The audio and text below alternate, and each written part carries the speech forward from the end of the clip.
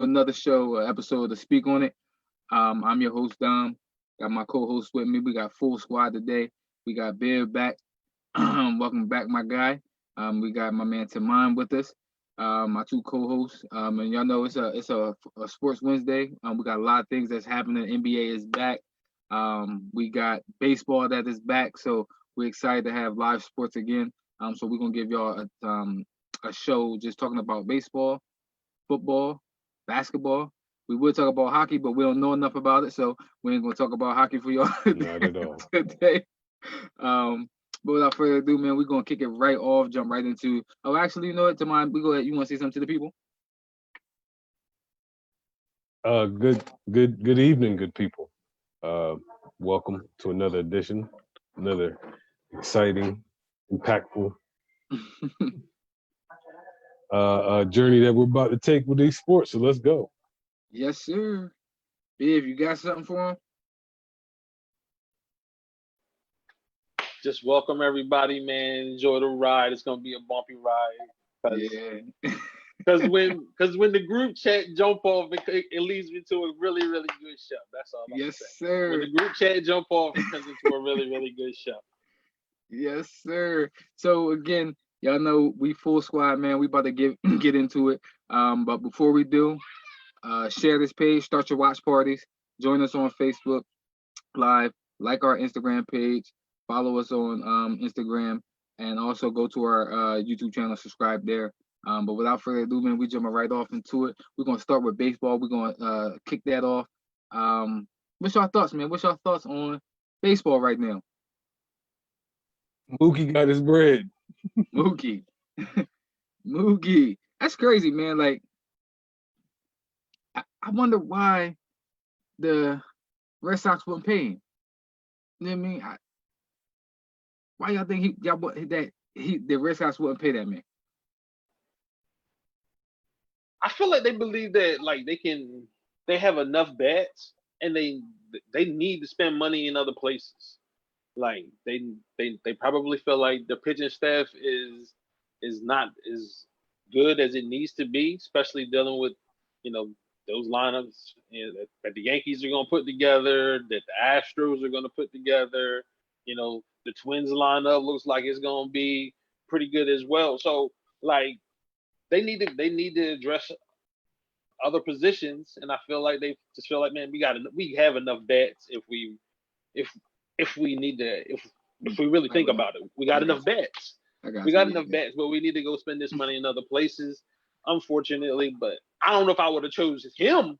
I don't think it would have been him. I don't think that would have been the guy that I would have chose to move on from. That's you know what I mean. But I think it's kind of like the similar situation that your Sixers may Oh find my themselves in. god. You got to trade a That's guy how that's going to that's how get we you the starting the most show pieces off. back. That's how we You got to starting the trade the show guy off. that's going to need to get you the most Oh pieces man. back, man. I know. I'm jumping ahead of myself, but I had to make a point. Hey man, he's worth. That's a lot of bread, yo. Hey, that's a What we baseball talking? We contract, man. talking 380 million over what, 12 years? 13, yeah, 12 years, yeah. 13, 12 years, 13 about 13 years years, in something like total, that. I guess. What does that average out to be? I don't know. I'm not doing the math right now. Yeah.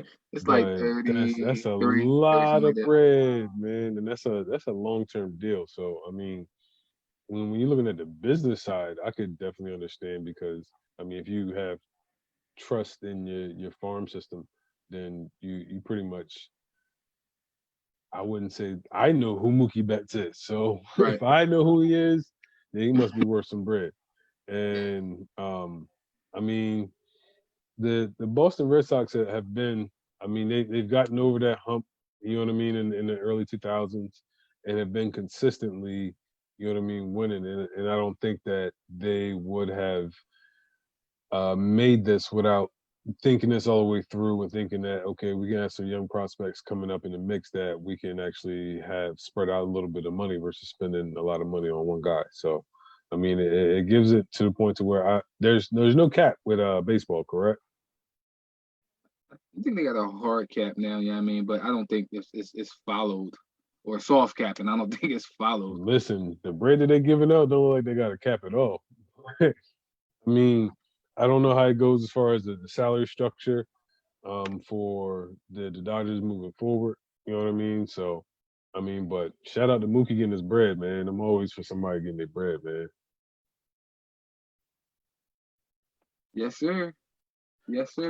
Don't you know what's crazy though? I just was looking it up just now as y'all was speaking.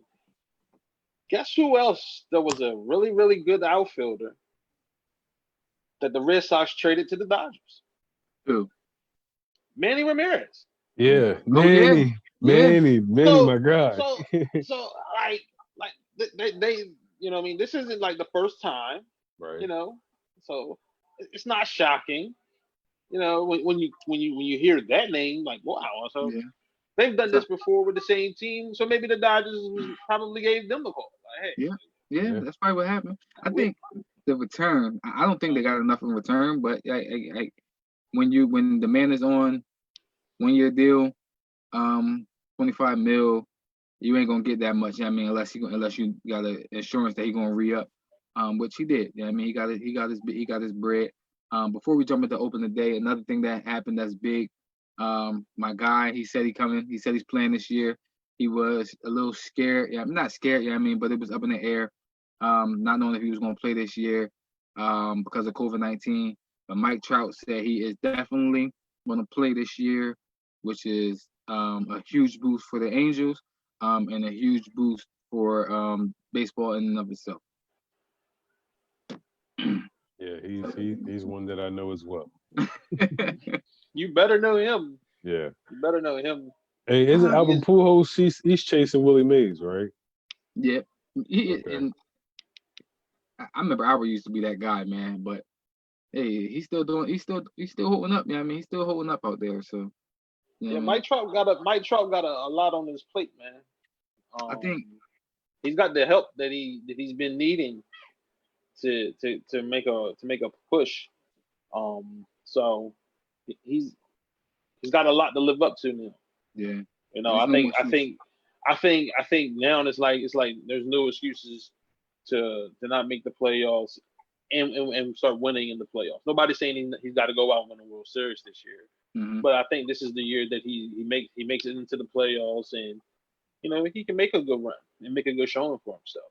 And that's what I LeBron. think. I think that's the expectation. I think that's the expectation for him this year. If anybody's making World Series expectations for him, and with Yeah. that little of experience, I think that's too much expectations for him. But I also wouldn't be surprised if he were to go and do it, especially in a shortened 60-game season. When the playoffs start, I feel like that is where everybody's ready to start hitting their stride in the playoffs, and he's the best in baseball. So you're gonna see him in the playoffs probably at his best. That's good. That's gonna be crazy to watch. Yep. And again, it ain't like they just added some player. Yeah, I mean, Yeah. it ain't like they just added. Yeah, I mean, an okay player. Yeah, I mean, they added Anthony Rendon. Yeah, I mean, Yeah. so again, when you was talking, the thing that popped in my head, I thought about was LeBron, right? When they say LeBron didn't have no help, he went to got D Wade. Yeah, I mean, and then you saw that first year, the first time around, they couldn't get it done. But as they gel, took off. You know what I mean? So, like you said, I don't think that's an expectation as to win the World Series this year. But if they gel together, they both locked up for together, for the rest of their career together. So they need to start. They're gonna start hitting their stride. They need to start hitting their stride. Because to me, if not, they're wasting my guy up there in Anaheim or Los Angeles. I don't remember which one they are. No, the Los Angeles Angels of Anaheim. Got you. Yep. Oh, wow. Something All else right. that just happened real quick. They are thinking about expanding the baseball playoffs. I think I just saw that pop up on my phone or my feed. What do y'all think about that? Expand it how? Expanding Team it. wise? Team wise, Yeah, I think expanding it to they want what? to go 16. Hey, I don't. I mean, as long as the money's right, the quality of baseball is right, I don't see why not. I mean, it brings more attention, I guess, to baseball, which is needed. For Yeah. me, I Yep. can't. I would never complain for Right. more baseball. I would never complain about more baseball. Okay. Especially October baseball. That's when it's supposed to be at its best. Yeah, that's when, like you said, that's when you see as the best. That's when everybody tunes in, everybody locks in. Yeah. Yeah. So no that's matter good. no matter the team, I believe if you were, even if Major League Baseball were to say, you know what, let's let everybody play in October. That'd be great. I believe even the teams that have been so bad all year long, just We're because it's going on that run. just because it's that October, Chris, you'll see a different you'll see a different team. Not saying that they're going to go out there and they're going to win the World Series or anything, but you would just see a different baseball team just because it's October. I believe everybody just because they've never had that experience, and it's just a different atmosphere. So They want to give they all, like you said. But I also think if they did that, it would hurt regular season just a little bit because everybody knows, listen, I'm automatically going to get in, so I'm not going to give my all. You know what I mean? Unless seeding comes into play, where it says, you know what I mean, if I don't make it to these top seeds, and I'm going to possibly play, you know what I mean, that team. So. oh yeah, they would never let everybody in. Hey, listen, I think that's a great idea. I think, man, I think they should do it in all sports. But no, but I do believe that all sports, I do believe that you should earn draft picks. I don't believe that you should just be given them because you I stink. agree. Yeah, I I definitely believe that there should be. I believe that the instead of having lotteries or the worst team to the last of the worst teams like how they do in the NFL, it should be a playoff. Go out and you want the number one draft pick this year. You go know get who it. it's going to be. Most of the time, you know who the number one draft pick going to be. You want them, go out there and go get him. Yep. On the field. Go out there and earn him Okay. on the field. Versus I can just tank and I can teach my guys how to lose, and then I can fire the coach that I used this period of time to lose while I build up the roster to get the coach that I really want to coach. See, that's the thing that really bothers me. Like, put the thing together and then go out there and earn the draft picks. Because these coaches are the ones that really get hung out, man. And I feel sorry for coaches that have to coach rebuilds because you're not going to last long, because majority of the time they're going to fire you because you're not going to get along with one of the superstars. That's how it usually goes. Unless your name Brett Brown, but anyway, we're going to You're a sitting duck, man. Gonna move forward. Brett Brown, man, what the freak? Anyway, can't get rid of him if we try. Opening day, right? Opening day. The thing that stood out to me, opening day, I'm excited about it tomorrow. But the marquee matchup, Garrett Cole, Max Scherzer. Talk to me about the Bibbs, man.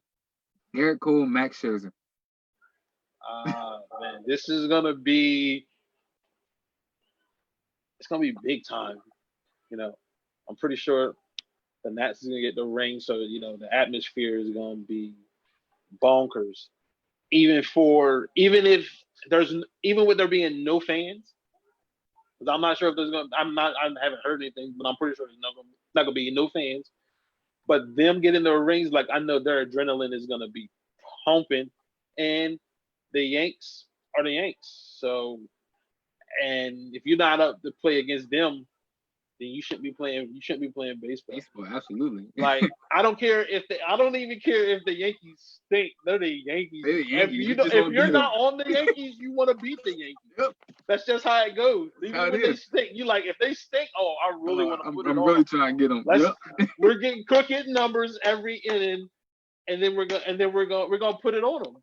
But when they're good, you're really amped up, and then you're gonna get that ring. So I know that it's not gonna be the same for them, not having the entire crowd go nuts with them, but still, that's gotta still feel special to get that ring. Listen, like you said, man, I was thinking about that when you proposed that we did it, and I was like, man, got the World Series champs coming in. Well, they're not coming in, but they are playing the all-time winningest franchise in sports history. That's the all-time winning franchise in sports history, right? And then you got Garrett Cole versus, Max Scherzer, and then you got those lineups that's going. I mean, you got Judge, you got LeMahieu, you got just those lineups going against those pitchers. It's my man Garrett Cole's first game as a Yankee.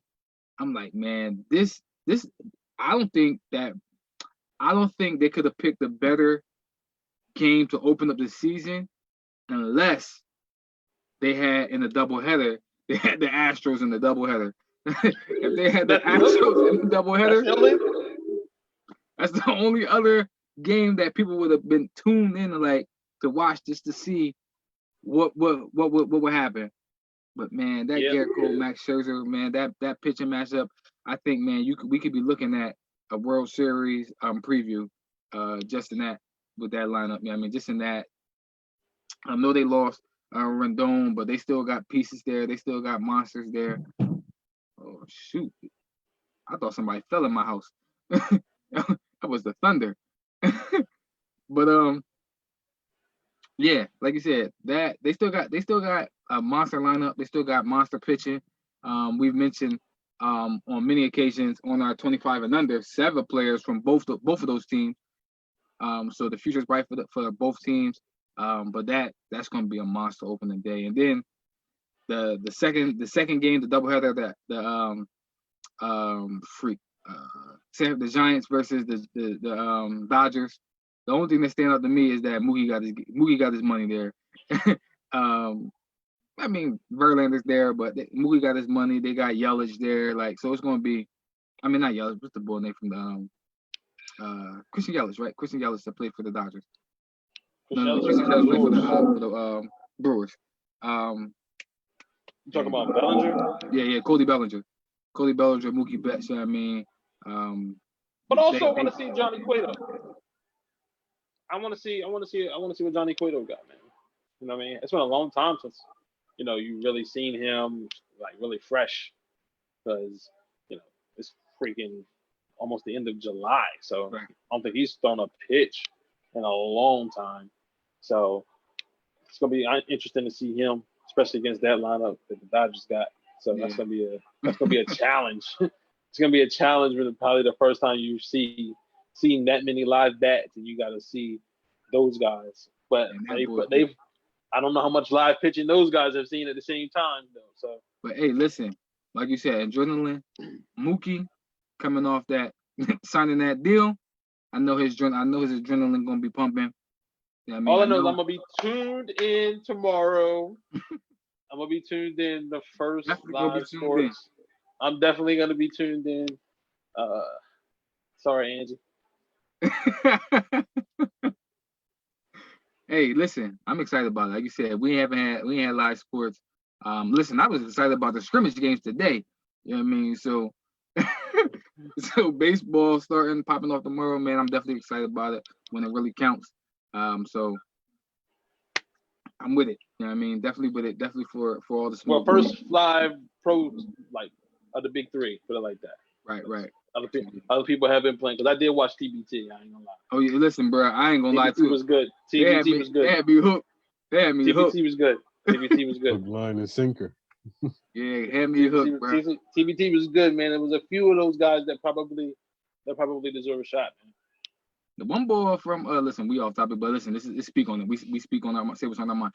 The one ball from the number 1 team, Jared Seligman's team, he was cooking, and the other team they played against, they got knocked out in the first round. The big ball for the other team that knocked them off, he was cooking. I said, man, these look like NBA players over here. The way they was cooking. Some of them look real good, man. Jared Seligman just undersized. Yeah, it's just that simple. Definitely. Yeah, it's just that simple. Yeah, Seligman. Yeah, I thought he was gonna be a still problem. Tough. I guess I thought he was gonna be a problem. Yeah. So moving along, right?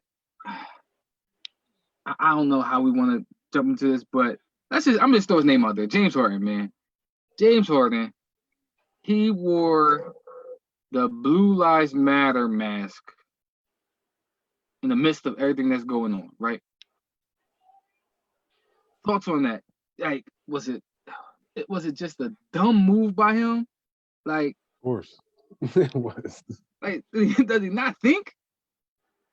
By his comments, it looked like he didn't think. By the way that he defended himself, he said he just thought it was a cool mask and it covered his beard.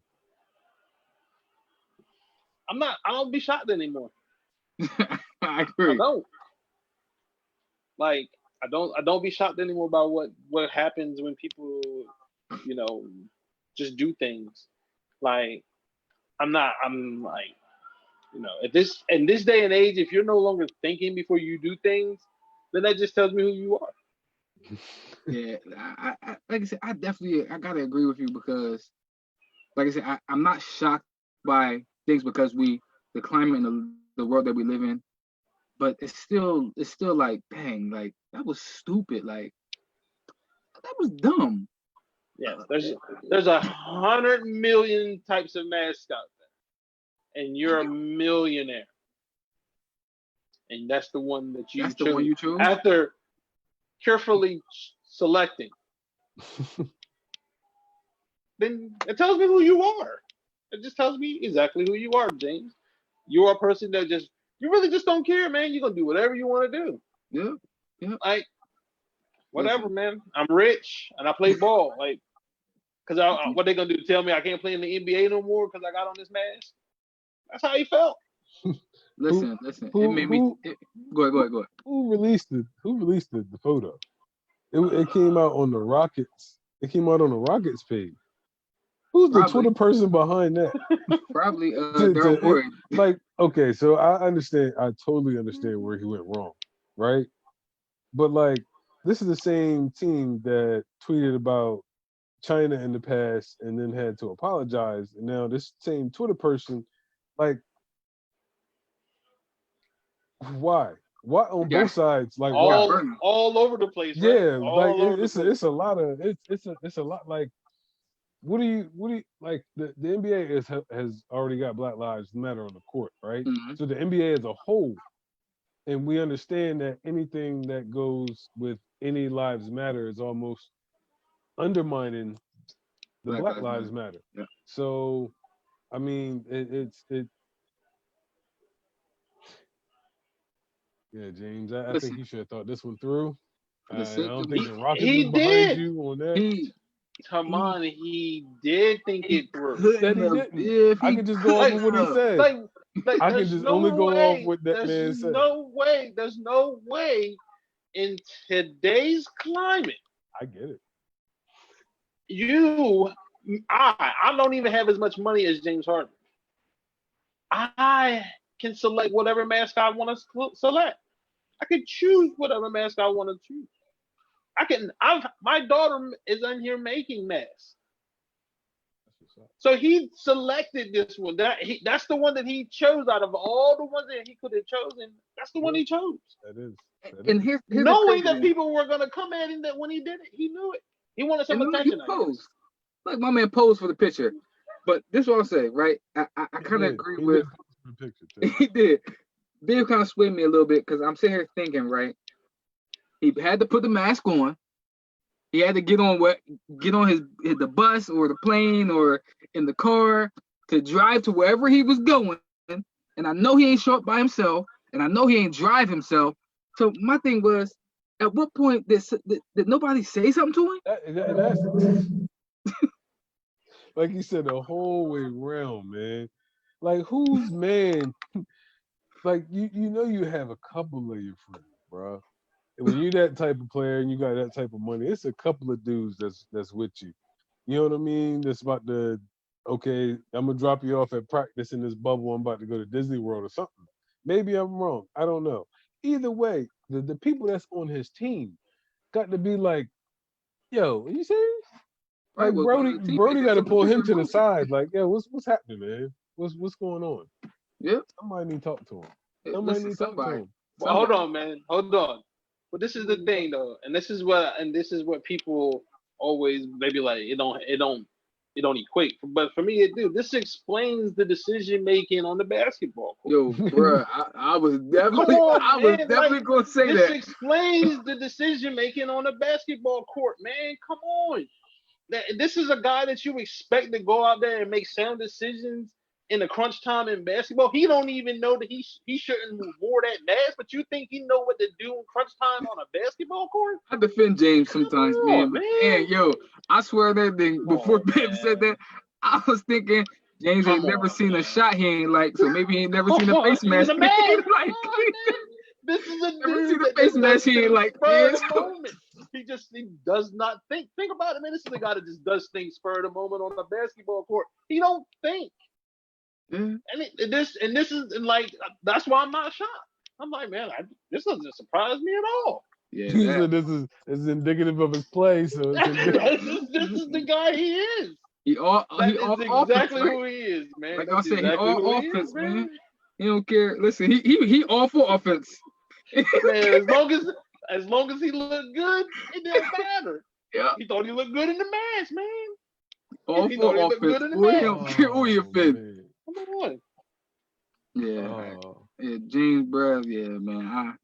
I don't know Just what to being do. honest. I Just don't being know what to honest. do. Can't defend you on this one. Can't defend you in this one, bruh. You wore Blue Lives Matter in the climate that we are living in right now, Ooh. and you are a prominent black basketball player. Not even that, bro. You're a grown man and knowing the like you said, yeah. You you grown, bro. Like we can say like he don't know no better, bro. You're grown. Like you're grown. You and you're in the eye, bro. You're Yeah, in the eye. Like not only you, like somebody like J.R. Smith is in the eye, and he's not as prominent as but you, bro. You just won an MVP not too long and ago. I'm gonna say this. Can I say this to you on the heels of what you said? Right? We could probably say who's the best players in the NBA, but one of the most recognizable players in the NBA, you got to say James Harden's probably the top five one of the most recognizable players in the NBA. He got a nick. Here, When your nickname is your name, people refer to him as the The beard. beard, they looking at you, so that's the first thing that stood out. First thing that stood out is your beard. You got Blue Lives Matter. You got the Blue Lives Matter mask on that's covering his beard. Like you said, so for me, it makes me think: did he do this on purpose? Yeah, I mean, was it an attention grab? Yeah, I mean, was it more to? It has to be more behind it because for you to know exactly who you are, you're a recognizable face. Like Taman said, bro, you're finishing in the MVP race, at least top three. I mean, for the past 5 years. So what are we doing? You know what I mean? Probably listen. It probably was Russ, man, but like, yo, James, you know what? This mask look good. You know what I mean? Go ahead, put it on. Russ trying to be the leader of the team. Russ trying to be the Rockets or something, man. I don't know. he said he got hidden motives, man. I don't know, man. He just let his man Somebody hang set out my there, man man. up, man. Somebody set him up, man. He's a grown Nah. man. He set his own self up on that one. Somebody set that man up. We're gonna move forward off of that. Hey, but hold on. Go ahead. Right before we move forward, he did say that he might put something on his jersey that to I guess combat. I don't know. It's like, But listen, that's but like hey, Nick it's Cannon. spare the moment, right? Yeah, that's like Nick Cannon walking It's back his indicative. comments, man. Oh, did you watch the interview that he had with the rabbi? I didn't watch the interview. Yeah, he cleared himself up in a sense. I'm not.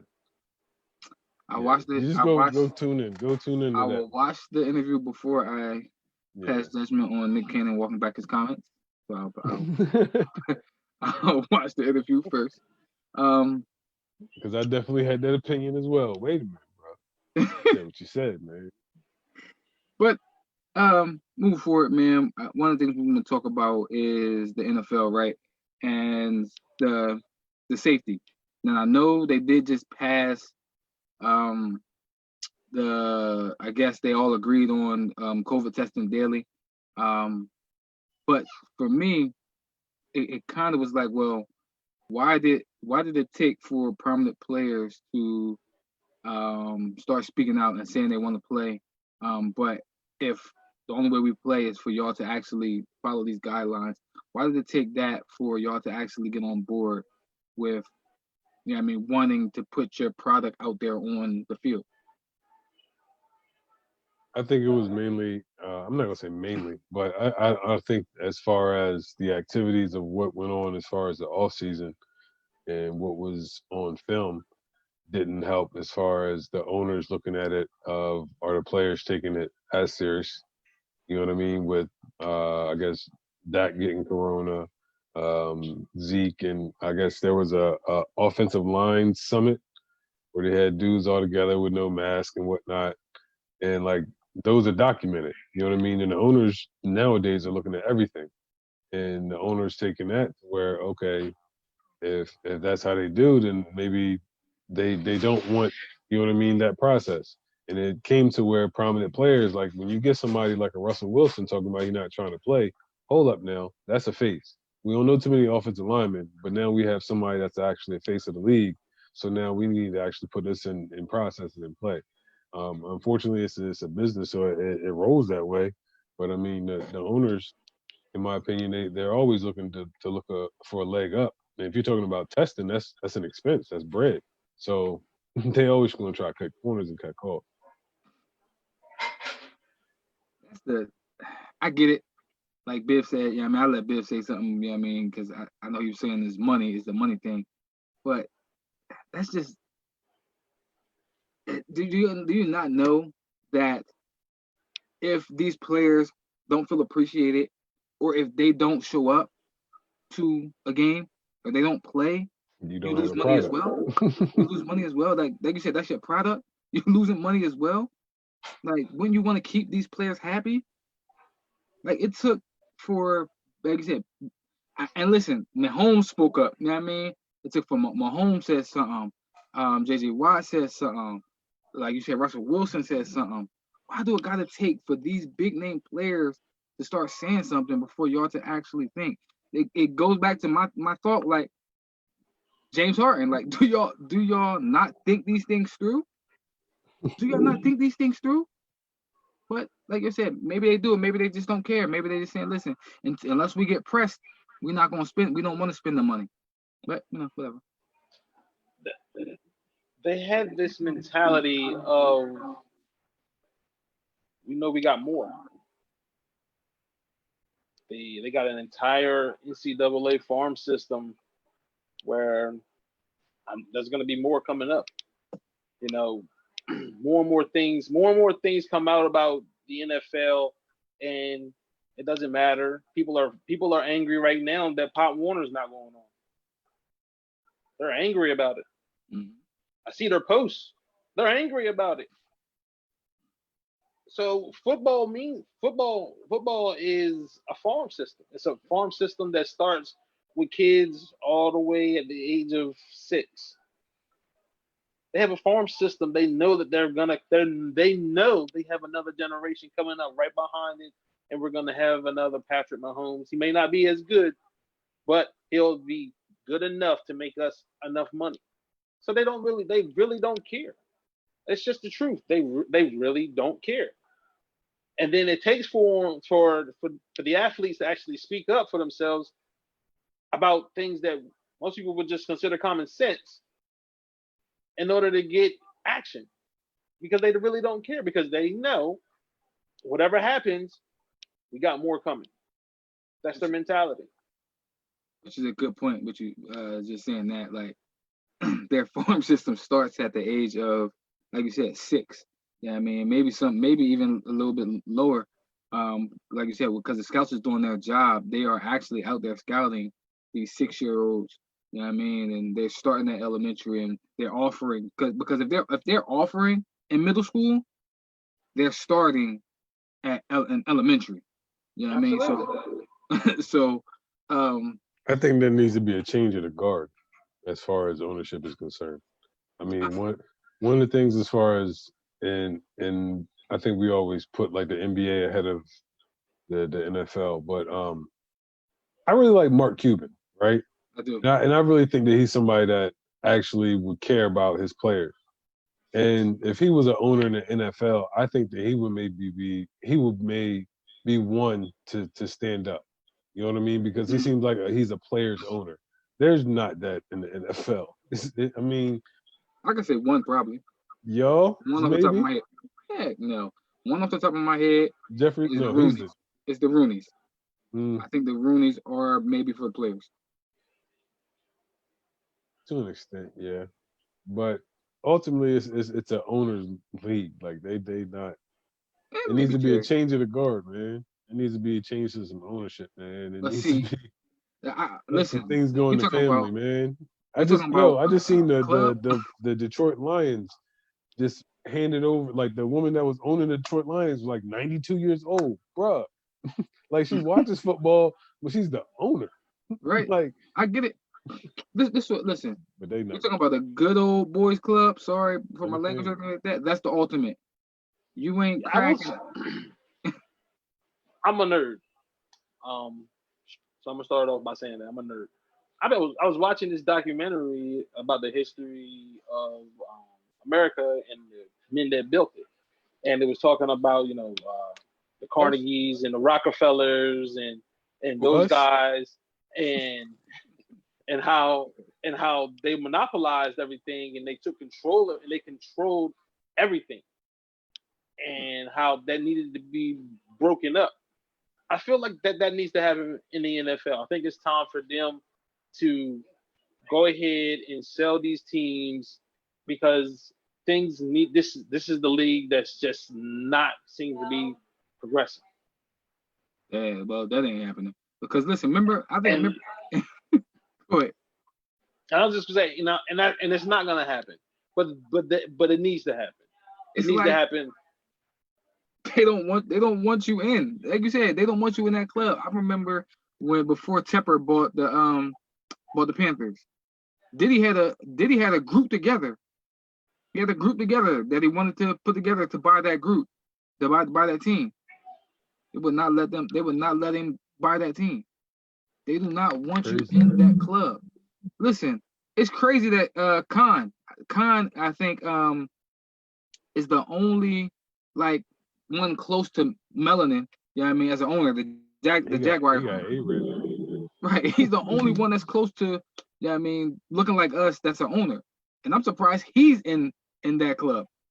Listen, that Uh, A-Rab money talk. he got he got different money. He got different money, and I guarantee you, every one of them has a deal some way somehow with him with whatever business he has back home.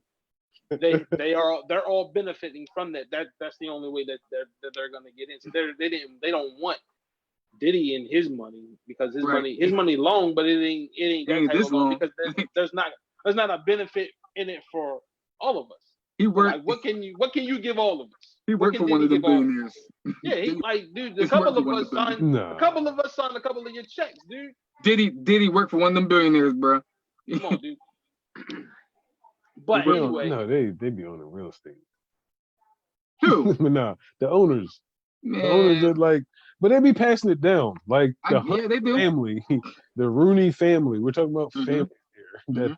That I mean, whoever started the NFL, they've passed it on and on and on. Like you said, they're not going.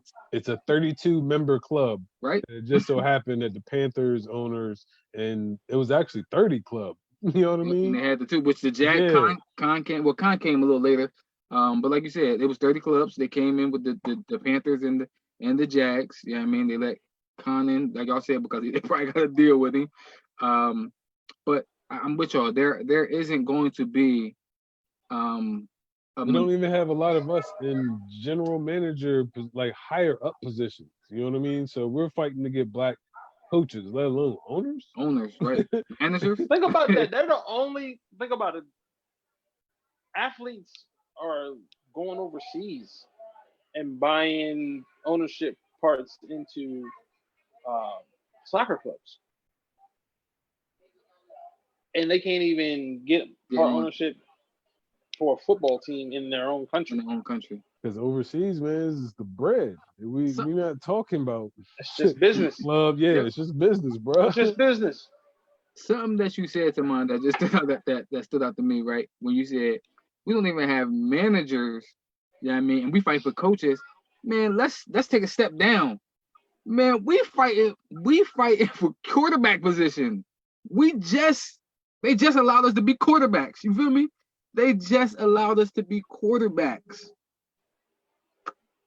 So Yep. I'm with you. Like, to think that they're gonna allow you into that exclusive club, and we just accepted y'all as a quarterback. Like, well, I remember Lamar Jackson first came out. He said, bro, he should play wide receiver. A general manager, a white general manager, And they said that about Mike Vick too. they said he need to be a wide receiver. And Lamar said, I'm not a wide receiver, I'm a quarterback. I'm not running no 40-yard dash. I'm only going to go to the combine and do quarterback drills. That can go deeper though.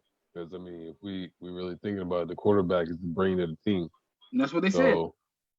But listen, I probably can go deeper. That's the truth. That's the truth.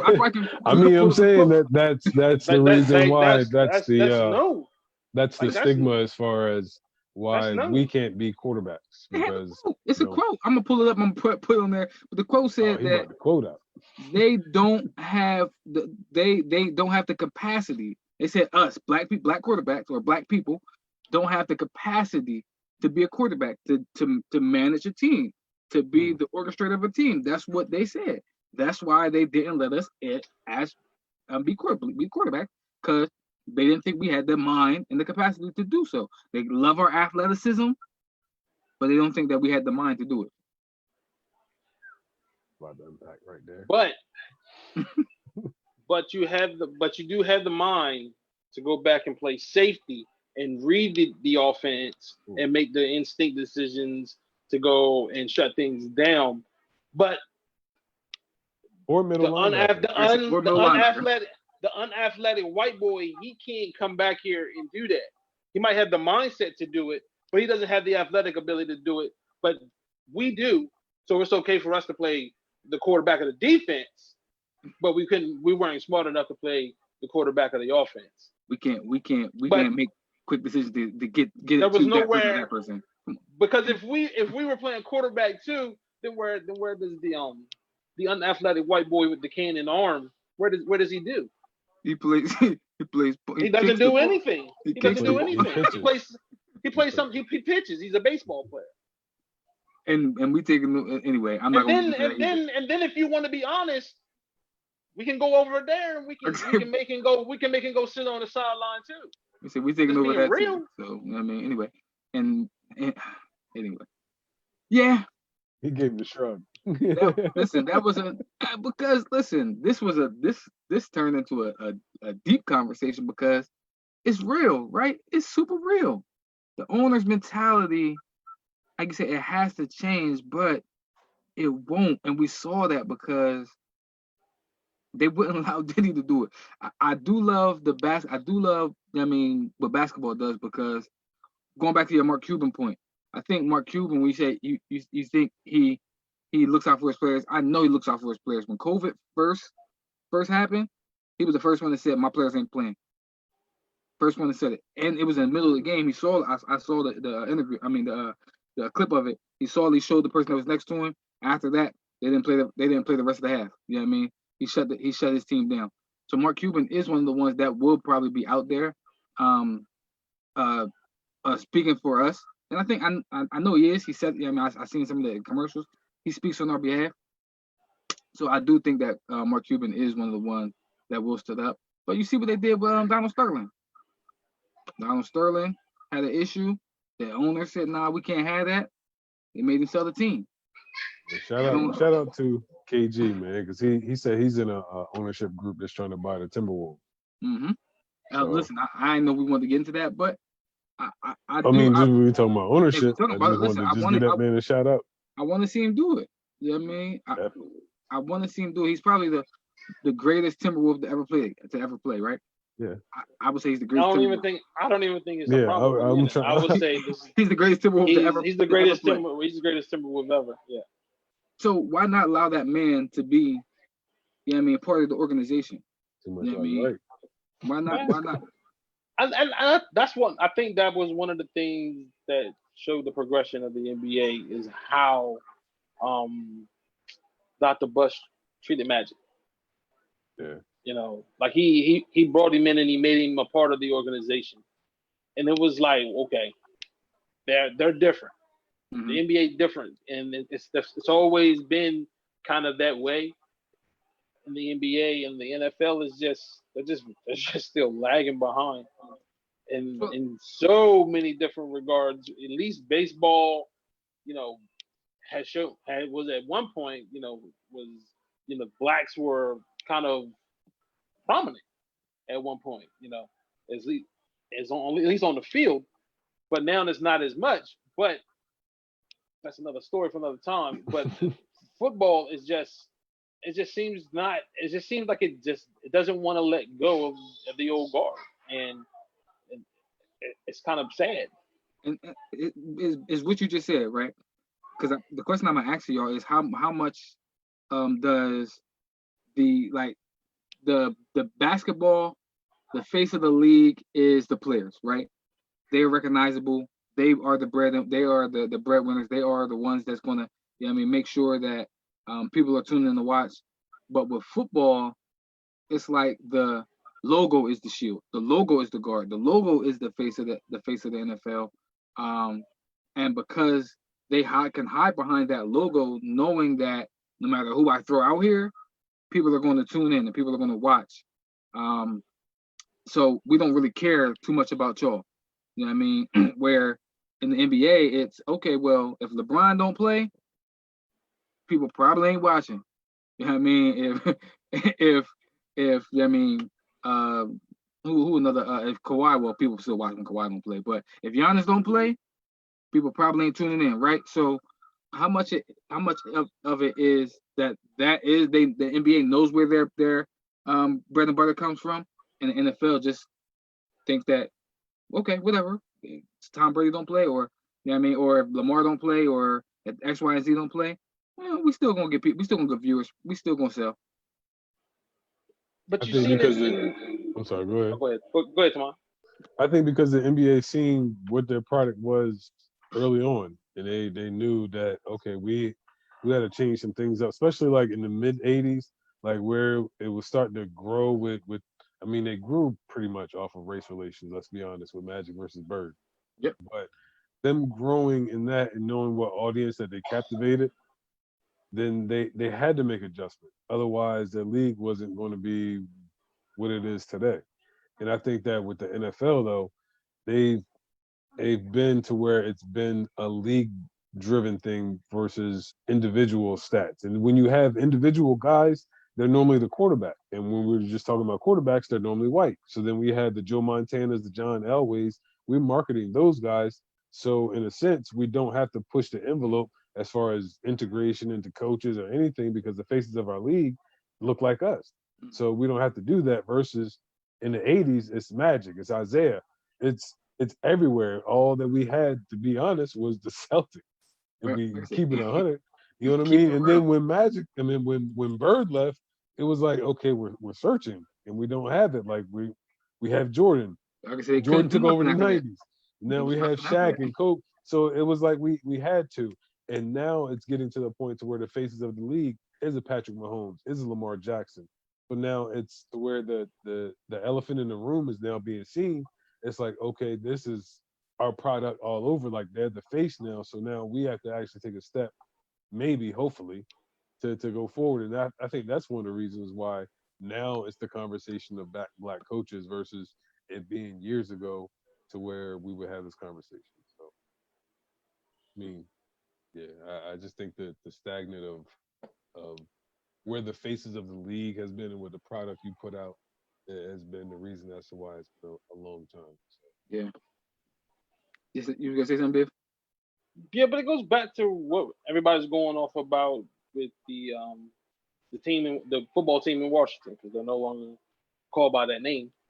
But everybody's upset about the name because really those have been the brands of the NFL, the teams, because the teams are synonymous with the family.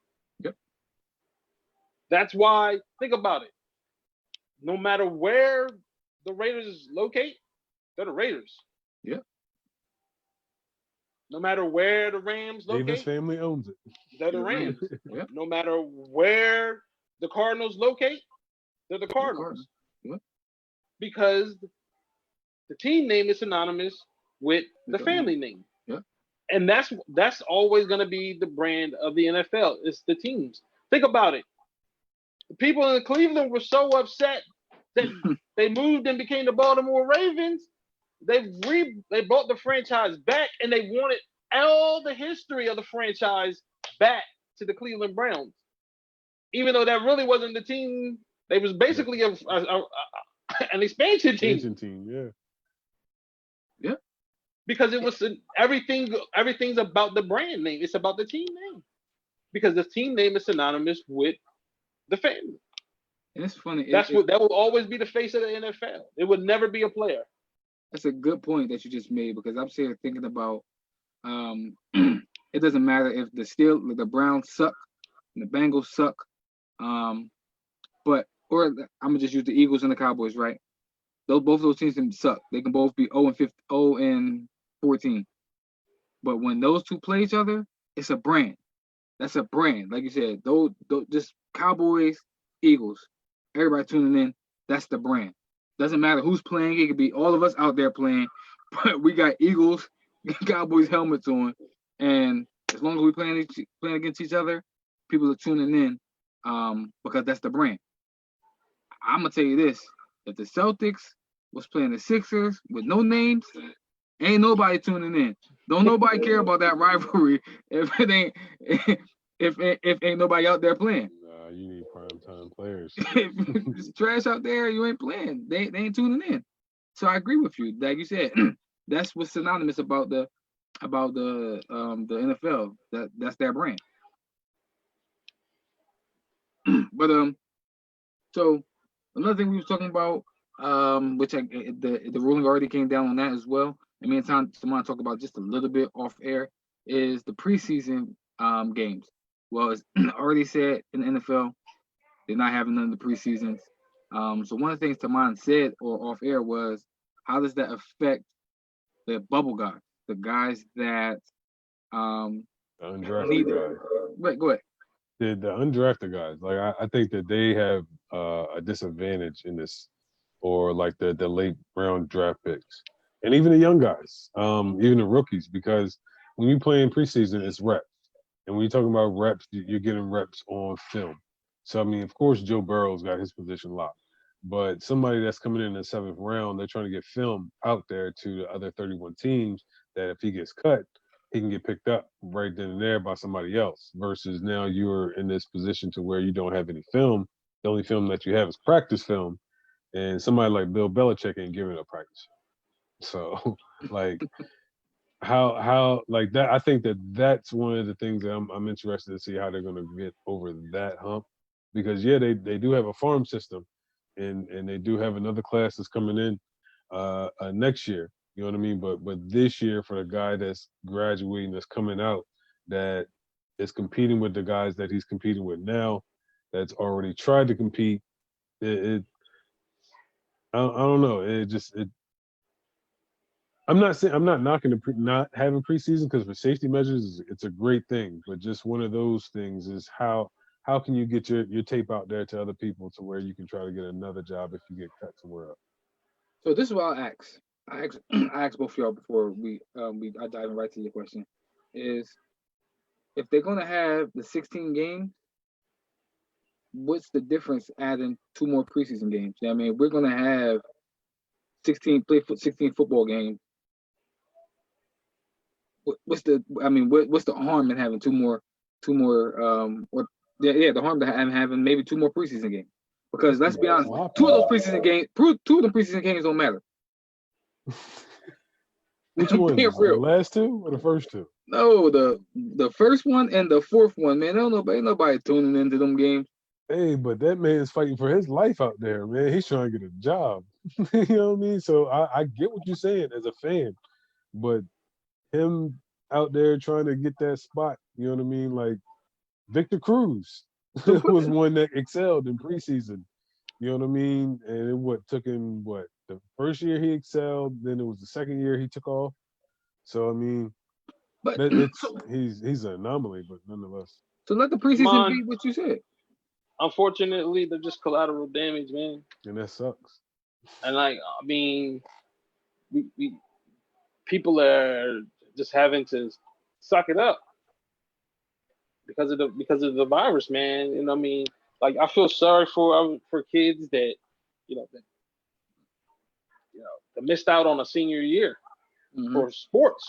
You know what I mean? In the spring, there was a couple of kids that they needed this to get a look, to get a to get a scholarship. Unfortunately, there's collateral damage all over.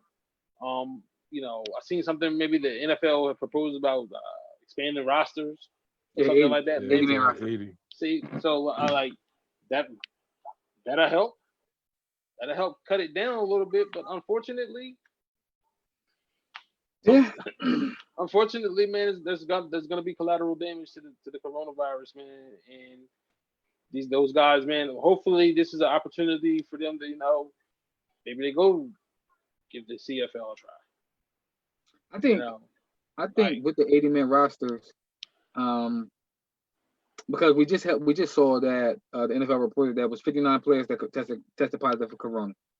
I think that you aren't because of how the NFL is and how it's structured. I don't think that you can keep everyone from not somebody. To me, I just think somebody's gonna get it. You know what I mean? Somebody's gonna get it. But nobody tested positive with basketball though. Because I think basketball is a more you can control that atmosphere more. Yeah, I mean you got 15 players or 12 players, however you want to do it. You got a certain amount of coaches. They're also in that bubble. Like I say, in the bubble.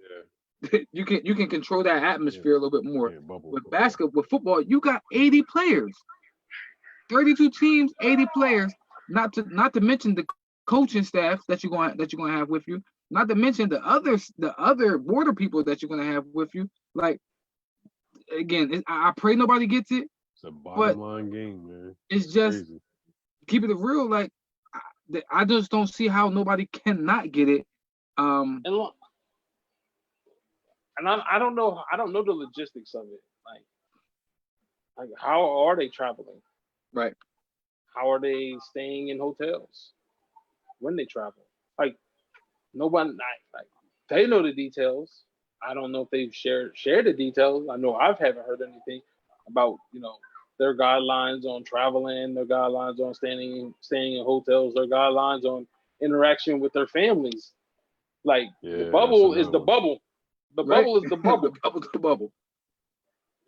Is once you're in there, you're in there. You can't be in a bubble for a whole season, bro. Also, to said he trying to have a kid, man. He said Sierra pregnant. You know what I mean? He trying to see his kid.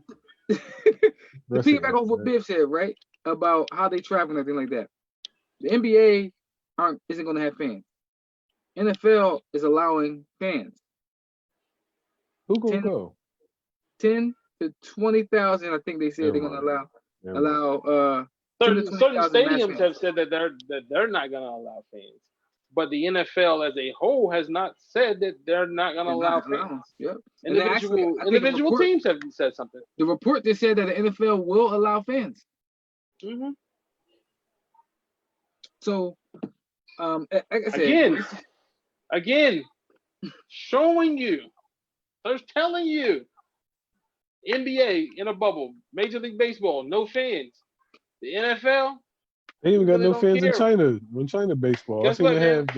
NFL, we don't really care, man. Come on out, man. Spend your money on us. Spend your money. Come spend your money. Go spend your money. We don't really care because guess why? It's the brand. You care about this. We know you care about this team this much. Yeah. You gonna come spend your money in the midst of all of this. Come on out. And it's crazy that I'm gonna tell you, only 10. I think they said only 10 to 20,000. Man, them ticket prices are gonna be crazy because they're limited. So they know people been without football for this long. You know what I mean? And I can only get into I can be one of the 10,000 or one of the 20,000. Yeah, that ticket's still gonna be that ticket's still gonna be crazy. That's what's gonna be real. 15, 20 years. Yeah, man. Yeah, bro. That's gonna be crazy. That is. But moving forward, man. We ain't got nothing else to talk about with the football because we can be there all day. Just off of, I mean, just the dumb things that they do. Like I said, we are. Unfortunately, Roger Shout out Goodell Roger Goodell. is the second best commissioner in all the football, in all the sports. Second. By his, you know what? Yeah, you can keep him in second. Let's go to NBA. Second, man. Who's the commissioner for NHL? Because they seem like they ain't had no problems. I ain't heard nothing from them. Man, they immune. They playing? NHL, MLS. We gotta start including them, man. Yeah, man. Giving Roger Goodell can't be number 2, man. He can't. Shoot. Dana White is number 2. You want to talk about commissioners and whatnot? Because Dana WNBA? White. Oh, Dana White. Oh, Dana White from USC. Like I said, listen, I ain't know if you want to get. Listen, just a brief mention on the WNBA since I brought it up. You see what they doing to Elena? They making her play. They're making her play. Well, they ain't honor. If she want to get paid, They not honor her request. That's what they telling her. You want to get paid, you gonna play. You're just, whatever. I'm assuming that they're saying that the Lyme disease is not a disease that is like chronic enough that it's a threat if she catches corona. That's the only thing that you can get from it. They tell them, listen, we don't care. We don't care you got Lyme disease. We don't care you got Lyme disease. They rejected that girl medical waiver. So if she wants to get paid, she got to play. The face of the WNBA, they rejected. The face of the WNBA, they rejected her medical waiver, and it tells you something about all the rest of how they feel about all the rest of y'all. And how about this? She's a white girl. Because at the end of the day, it's about the bottom line. It is about the bottom line. And they know that, like, there's no other prominence that can compete with us. We've seen it with the football league. And that's sad. And that's sad, man, that they would treat a woman that way, man. Like, she's at the end of the day, I know they're like, you know, they want equality and everything like that, but at the end of the day, man, they don't make a lot of money. They don't make a lot of money. I ain't paying her nothing. She probably makes more money. You're not paying her nothing. Her family probably worth more than one of the owners in the WNBA. You know what I'm saying? Like, you're not paying her nothing, and then you're telling her that I don't really care about your illness. If you want me to pay you, you need to be out here playing. And oh yeah, I know that you're probably the best player in the league and the face of the league too. Man, they're just showing again.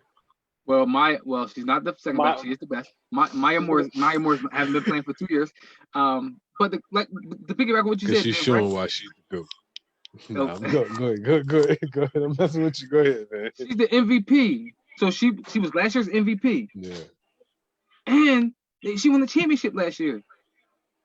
So coming off of all that, and you still treat her like that, like. Yeah. America's built off capitalism, my friend. Welcome. Welcome, like you said, welcome. She feeling it, which is crazy. But moving forward, man, we're gonna go right to this NBA, man. Jump right to the NBA. I'm excited about this. Before we get into these awards, though, I do got a question for y'all. 10-minute, right? The 10-minute quarters. What team does that help benefit more? And what player does that benefit more? And I got a couple ideas where I think who the team and the players that may benefit. I thought it was just like proposing it for like the preseason though. I didn't think it was like. I thought they was going to try run and then see how it worked. Well, I think everybody benefits from it. You know, if you're older, you're not gonna have to expend as much energy in every game. If you're younger, you're not gonna have to expend as much energy every game. So I think everybody benefits from it that way, but of course the older guys are gonna benefit from it more. A guy like LeBron is gonna benefit from it more just because he's much older. So everybody's gonna look at it as, oh, they're trying to help LeBron. That's the first thing that people are gonna say. They're trying to help LeBron win. Yep. That's the first thing that people are gonna say. They're trying to help LeBron win, and I'm like, man, whatever. You know, y'all gonna put an asterisk on it. If they put 2 more minutes on there. They were like, we're gonna do 14-minute quarters. Y'all would have found a way to try to blame it on, man. They only giving LeBron they want to give LeBron a little bit more time to come back. Like he wasn't gonna win regardless of what happens. You know what I mean? People already got put an asterisk on it, or they built in an excuse already. Just in case he wins, we can already make an excuse on why he won.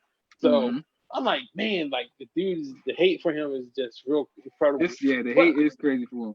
I don't think nobody really benefits from it. Listen, I think a couple people benefit from it. 2 people names that pop in my head was LeBron, one of them, because I think in 10-minute quarters, he doesn't have to come out of the game.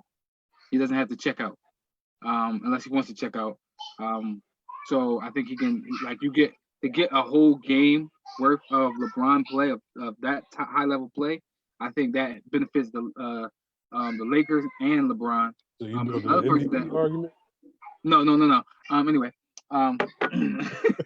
another person that I think it benefits is Joel Embiid. I knew a Sixer would be in there, but go ahead.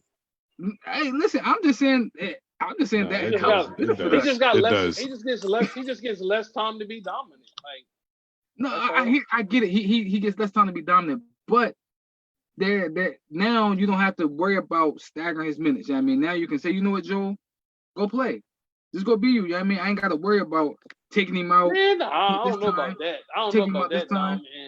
He's still not. You think he in 40-minute shape? I don't know, but I'm praying that he is. I'm praying that he is. That's wishful thinking. That's wishful thinking. I don't know if he in 40-minute shape, man. I don't know.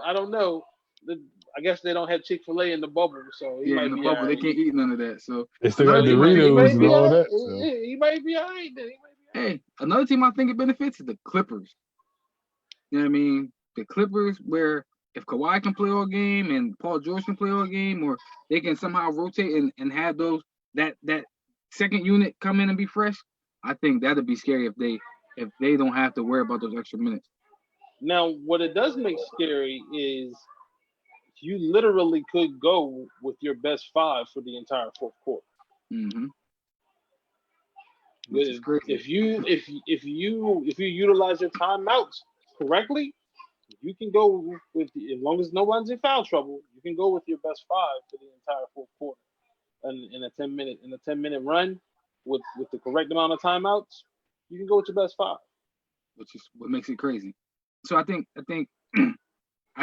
coaching, we're gonna have to see a lot of coaching, man. And I think we talked about it before.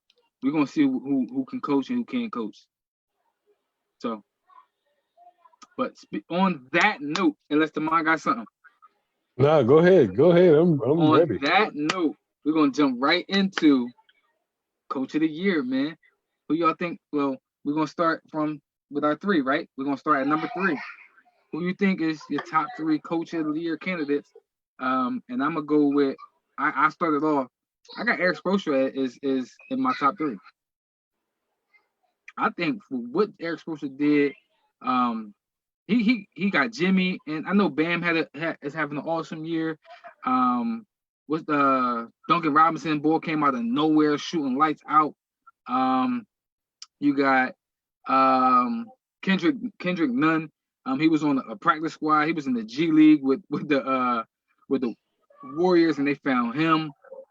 What they're doing with that team, man, and what he's doing with that team, piecing them together, I think he has to be in top 3 Coach of the Year candidate. So what he's doing, man, is just remarkable with that squad. Well, at number 3, I have Billy Donovan. Or what was the cough? You okay? I got Billy Donovan at 3 for the Thunder. I mean, he's done quite well for himself, and he's stayed consistent over there in OKC. So I got Billy Donovan at 3. Mine's starting it off with the controversy. What's controversial about that? You think that's controversial? What is controversial about that? How? You have Billy Donovan at 3? Okay. Go ahead. Right then. At number 3, I'm gonna go with Nate McMillan. No, your superstar it's gone, man. And you know, what I mean, they were still fighting, for at that time in the season for a home court advantage, at least in the first round. So Mhm. I think I don't think he's the coach of the year, but I'd have him in my top three. He still can, and actually they can still get home court advantage. Um, I did have Nate McMillan on my list if we were expanding it, but I did have him on my list. So I got no beef with having Nate McMillan in there. But like you said, what he's done with that team, man. Victor Oladipo not there. Even last year when Victor Oladipo went down, he still had that team fighting in the playoff. Um, he turned not saying that he turned Sabonis into an all star, but Sabonis is an all star. So and they are a defensive minded team. They take on the identity of their coach. So I got no beef with Nate McMillan being in there. But my another person in my top three is Nick Nurse. Mm, Nick Nurse is my number two. mm. Why you Reason I got got him at two? well, you said why do I have Nick Nurse at two? Yeah. I think just because I think unless you name LeBron, one person doesn't make a team, or Steph Curry, or one person doesn't make a team, right? Um, that team, as much as I said I didn't think they were gonna make the playoffs without Kawhi, they take on the identity of their coach. They are tough, they are gritty. Pascal Siakam turned into a superstar or maybe an all-star. Um, Kyle Lowry is a veteran leader out there. And just those players, the players that he have in there, they just a good fit. So I think what Nick Nurse is doing with that team is awesome. But I also believe that he has talent on that team. Okay. So and number two, I got Taylor Jenkins from Memphis. Are you okay over there, man? Are you all right? I mean, they got a young squad led by John Morant, but the young guys that they have, I mean, they're in a position to be in the playoffs. They're in the bubble, so I mean, with that being said, to me, that speaks volumes, and then hopefully they can build off that. So I have him at two. So I do have a question with that. Go ahead. If they don't make the playoffs, will he still be a coach of the year candidate? What's crazy is that they were saying that like the awards ain't gonna go off of like you're not supposed to look at what's Yeah, the happening in bubble. the bubble, but that I'm just doesn't saying, make just off sense. you. I ain't talking about. Yeah, right. Like you said, it doesn't make sense. But I'm just saying, if the I'm playoffs just started right, today, right. No, if the playoffs started today, right now, and they're in the playoffs, then yeah, but I'm I saying if they mean, started today, if you can vote it and they if started they today and go it 0 wasn't and in the 8, playoffs, and it I wasn't in the don't want them playoffs, to go. I don't want them to be in the playoffs. To be quite honest, I want the Blazers to be in. If we want to keep it a bean, so. But I'm just looking off everything. To me, with the talent that he has, the young talent that he's had, and they're in the position that they're in right now, I got him at two.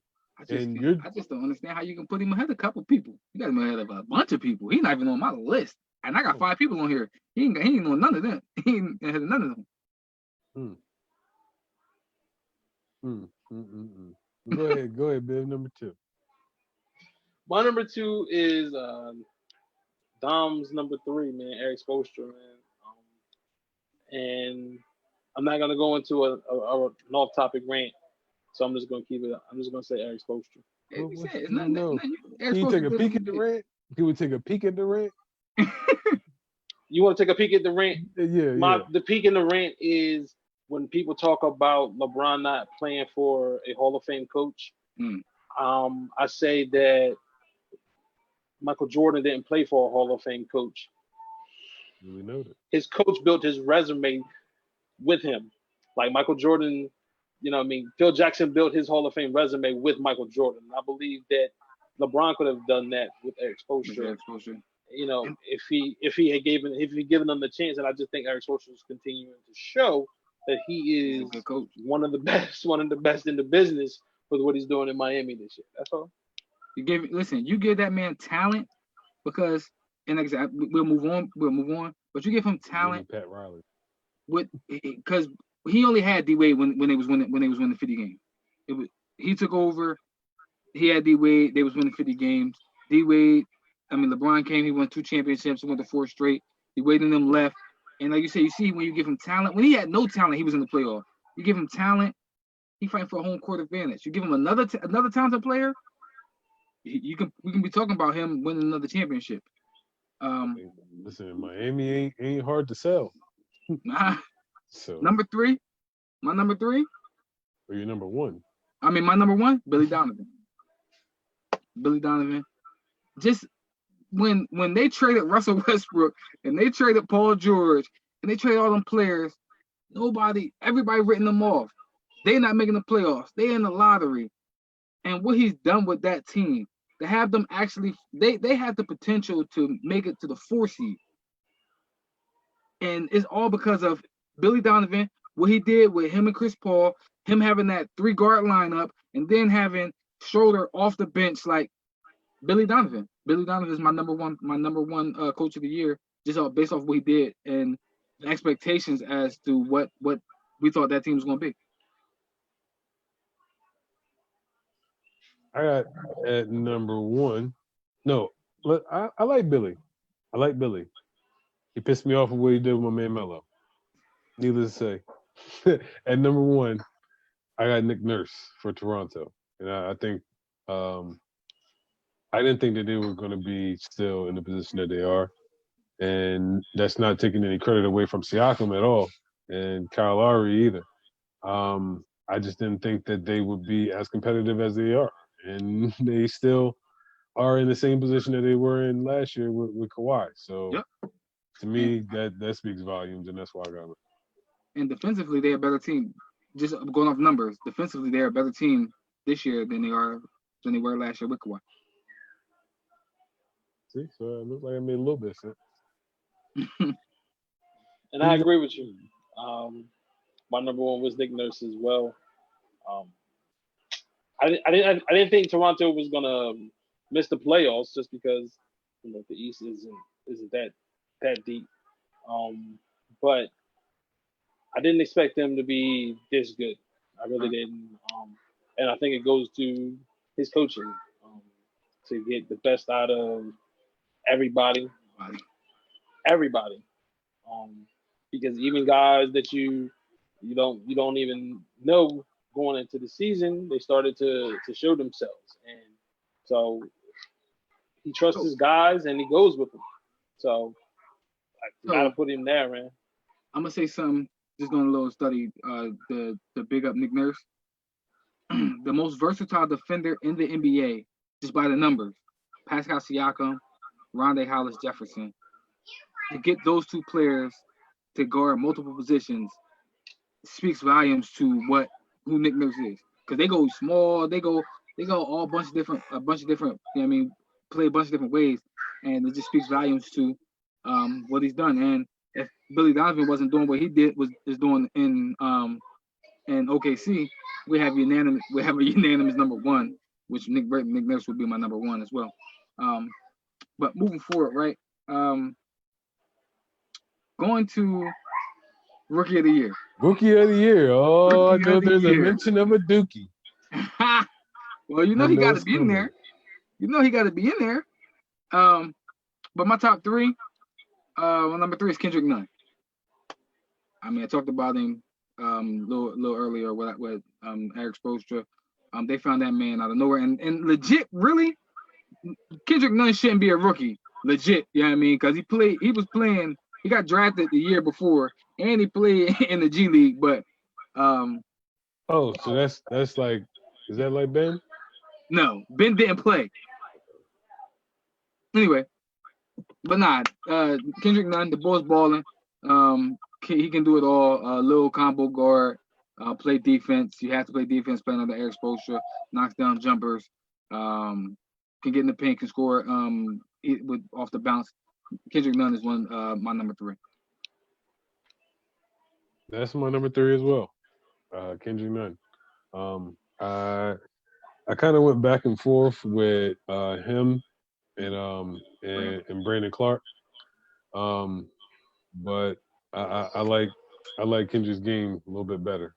So it wasn't even a matter of stats or anything. It was just a matter of who was I going to choose. I already know who I got the top 2. So yeah, it's just a matter of where you put them.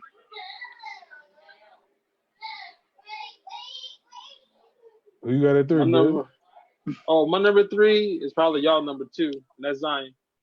Um, y'all know how I feel, man. Like Yeah, I got you. I got you. I'm not I gonna got you. just give him like I'm not gonna just give him praise. The dude is amazing, man, but he did not give the same sample size as other guys who Kendrick Nunn is a main ingredient on a team that's in the playoffs. Now, if Zion had been there all year, he'd probably be number 1 and the Pelicans be definitely in the playoffs. But unfortunately, he ain't been here all year, and right now the Pelicans are not in the playoffs. That's So I why can't big put him. pause. That's why he paused a lot. That's why he paused that long. I can't put him ahead of. I can't put him ahead of two guys who right now their teams are in the playoffs and they've been doing it all year. I can't knock his Knock it excuse. His It's excuse. not an excuse. That is not an excuse. I can't knock his point. His point as to why he doesn't have him in there. I can't knock it. No, but he got him in there. He got him in the He third. do. Yeah, He does got him in 3. there. He got him in there. And again, can't knock it. So who you got at 2, Dom? Zion. Okay. Whew. You scared Zion me is for a my- minute. Because Zion if you number had 2. him at 1, boy. And the reason Zion is number 2 is what Biv just said, right? As much as I want to put him at number 1, this man, Ja, has been doing this all year. He has his team in the position, not in the position, his team is in the playoffs. It's their spot to lose, which they will lose because their schedule was brutal. But it's their gig to lose. And Zion got another all-star on his team. And he got another defensive player of the year. Like Drew can legit be a defensive player of the year candidate for what he does. He has a knockdown shooter. Like he has a lot of pieces around him to help him get to the playoffs.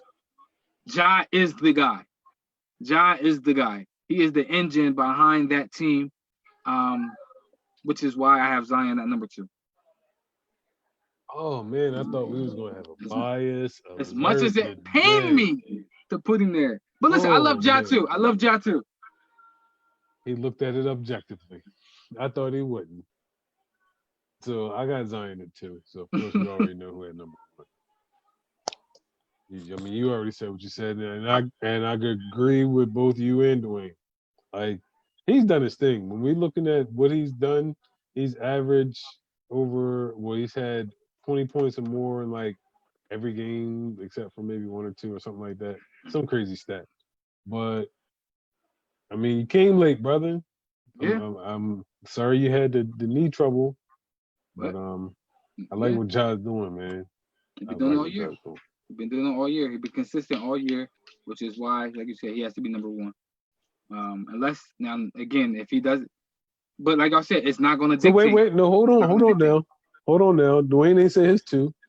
Man, we know who Dwayne 2 is. It's Kendrick Nunn. My two is Kendrick Nunn, and my 1 is Ja. Okay. All right. If you ain't got them three in your thing, is there any more intrigue? I think it's a lot. I think it's a lot more intrigue. Let's go 6 man next. Okay, yeah, let's go 6 man. I think that's intrigue right there. Okay. Montrezl Harrell, my number 3. You know what he does. We know what he does. He puts in work. He does his thing. 3. You just gonna give it to Lou, huh? Maybe. Go ahead, though. Go ahead. Montrezl. I mean, this is what I'll say. I think that the reason that they want to have Montrezl ahead of Lou is because Lou keeps winning it. But if you look at the numbers, his numbers aren't better than Lou. If you look at the clutch buckets, Lou is the most clutch player on that team. He's a top 10 fourth quarter scorer. Wait a minute. You give an argument to Lou. Let's talk about Montrezl. Sorry. Yeah. Sorry. We ain't even got no Lou yet. Montrezl Harrell is my number 3. Like the reason I put him in there is because I think that he does get buckets. He has progressed each year. I just want to see it again for him. But that's why I'm my number 3. Because the 2 people I have had him, I think is better off the bench than him. At my number 3, I have Dennis Schroeder from the Thunder. He's averaging like 18 a game coming off the bench. And of course, I'm a shout out my guy, Chris Paul. I think he's having a wonderful effect on those guards over there in OKC. But yeah, I have him at 3. None, no beef, no quarrel with that. I don't have anyone at 3. No one at 3? Okay. Hey, Anybody? good. So it's just a It's 2-man good. race? Is it a 1-man race? It's a 2-man race for him, which is Go ahead. crazy because Go ahead. my number 2, Lou Williams. Who the My heck number is your 2. number 1 then? My number His 2 number is, 1 is Dennis Schroeder now. His number 1 is Dennis Schroeder. It's got to be. my number maybe. 2 is Lou Williams. I so eloquently spoke as to why Lou Williams is number 2. But I also think that they benefit a lot. I'm not saying that Lou does or either one of them does, but this is what I'm gonna say about Lou. Lou know he a starter. We know Lou Williams a starter. He know that. He a starter, bro. Until But he still gets starter minutes. listen, until Paul George and them showed up, Lou Williams is a starter. They had no name shooters out there at the 2.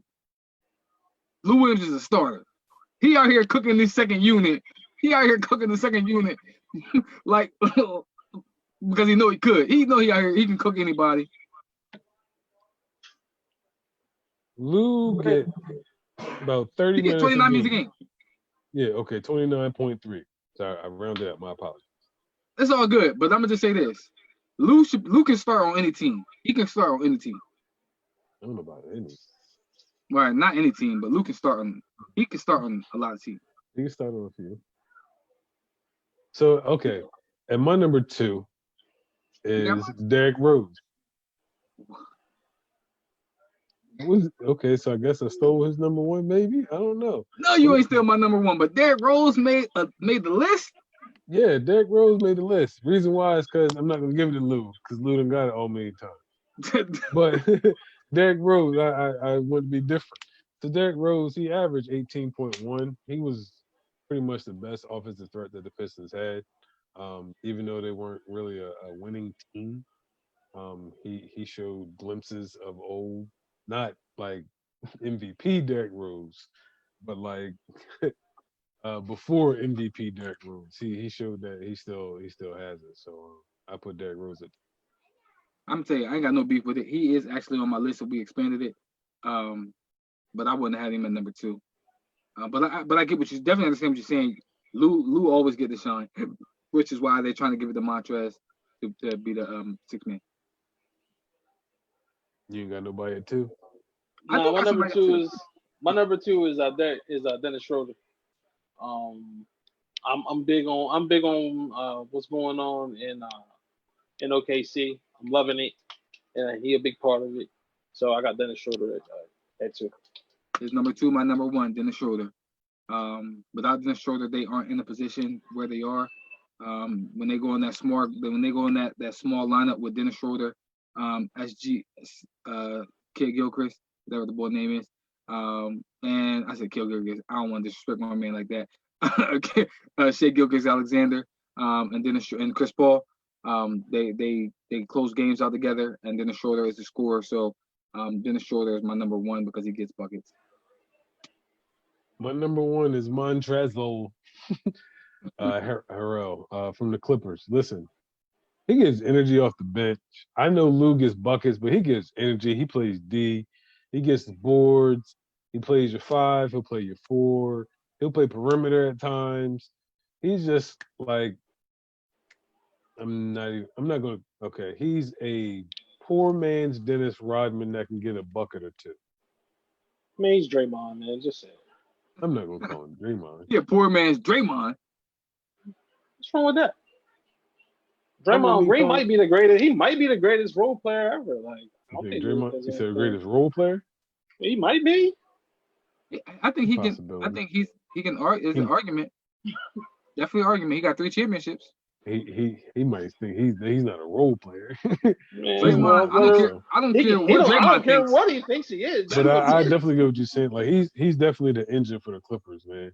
And I think that I mean, without him, like I'm not saying if you take Lou off the team, they'll be the same, but I'm just saying without him, it takes a lot of heart and a lot of passion off of that second unit and off of the team as a whole. So I got him as one. I got you. No quarrel. And I have both of them at number one. I got you. I got Lou, and I got Montrez at It's number his one. way. I think they're both too impactful to that team to pick one over the other one. I don't think that the Clippers are the Clippers if you take either one of them off. I'm not saying that they're still not going to be good, but I don't think they are the threat that they are, without either one of them. And just coming from a coach's perspective, I think Lou is a guy that sees the game first and then adjusts his game to what he sees on the floor, and I think that's why he's much better suited to come off the bench. He gives you exactly what you need. He gives you exactly what you need just off of assessing the game. And I kind of agree with you as far as if you're going to pick, if one of them is going to win the award, you have to give it to both of them. That's the highest scoring bench in the NBA. I think they're averaging like 52 points a game off the bench. And I think both of them averaging like 20 off the bench. So yeah, you have to if you're going to give it to one of them, you have to give it to both of them. I think they should be a co-six man of the year if they do it that way. But moving along, right? I want to go MIP, most improved player. This one should not. There should be no intrigue with this one. It should be cut and dry. Even though I think some of the voters don't have who I think is the unanimous most improved player. So let's run. Let's let it play out. My number three. Don't let this play out. Yeah, number three. Who got number? My number three, Devontae Graham.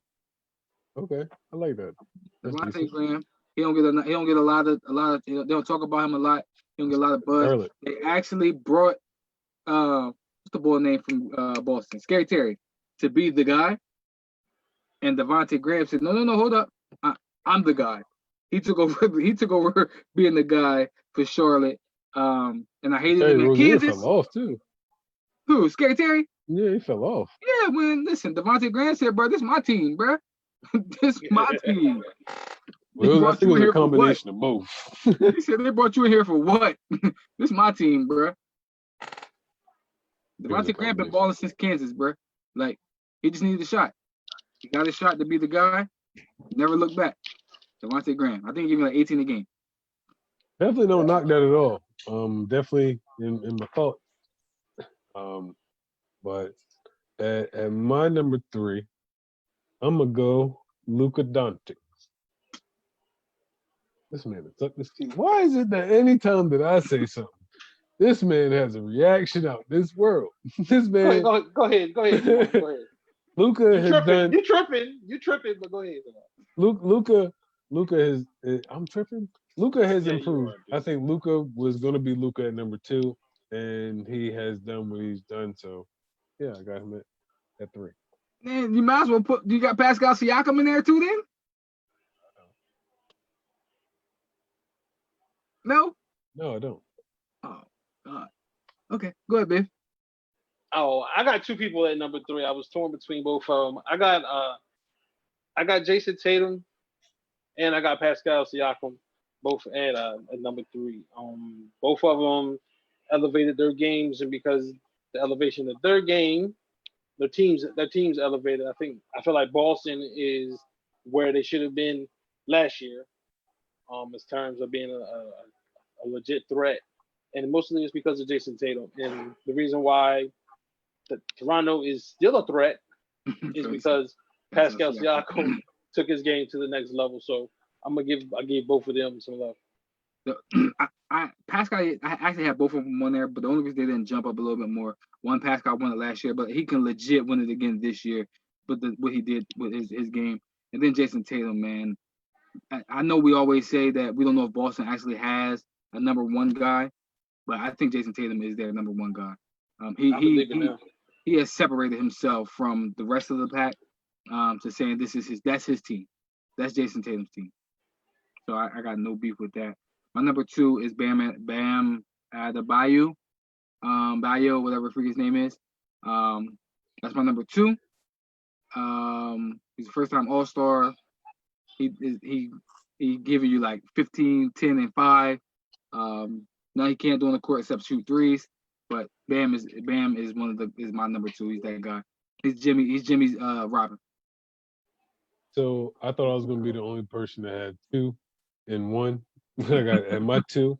I got a tie for Brandon Ingram and Jason Tatum. All right, bye y'all. I'm gonna let y'all gonna speak on the rest of it. What I do now, man? Brandon Ingram, he's improved. You ain't do nothing, bro. Listen, I'm not gonna knock Siakam. Siakam is a great improved player, but I just felt like these players took steps a lot further than Siakam. Just in my opinion, Siakam has improved each and every year. That ain't got nothing to do but with his Brandon Ingram, huh? His Dookie is number 1, man. BI is number 1. That's why I'm upset with you. Okay, yeah, that's a possibility. But listen, ain't no possibility. we better find out. Better find out in 60 seconds. Better find out in 90 seconds. But Brandon Ingram, Jason Tatum, they both improved. Like you guys said, Jason Tatum is pretty much putting himself as the number 1. And I think Kimba wouldn't have no problem with that, no quarrel with that whatsoever. And Brandon Ingram, we can pretty much see that he's the number 1. Even with Zion there, I think that those two will be a great pair to feed off of each other. Unfortunately, they went to Duke. Fortunately for themselves, that they wasted their time. But nonetheless, I got them at 2. And I got BI at number 2 as well, man. I got Brandon Ingram at number 2 as well. Listen, what can I say? The dude is he's showcasing exactly who I think he's going to be. But the guy that probably you and I had to mind at number 1, their numbers their numbers are much better, and it came out of nowhere. So go ahead, Dom. What's your bias? No, it's not bias. It's what it is. It's not bias. Oh my God! Listen, y'all know who my number 1 is. Bi. I'm more interested as to why y'all have Bam over Bi. Because everything shows that he's the most improved. This man went from being unknown to an all-star. From being basketball heads know him to now he's in the all-star game, bro. That doesn't improve much. He did improve. That's why I have him at my number 2. Brandon Ingram was a number 2 pick. So what does that mean? We know what he's gonna be. No, because Bam he's supposed to be. Bam was a lottery pick as well. He was a lottery pick, not a number 2. And the only reason that he went that late is because he had injury, and they expected him to be a project. But he's not a number 2 pick. I don't care about position. Listen, Bi. When you get picked in the top 3, right? Tell that to Jalil Okafor. Would you consider him a bust? No. One, I'm gonna tell you why.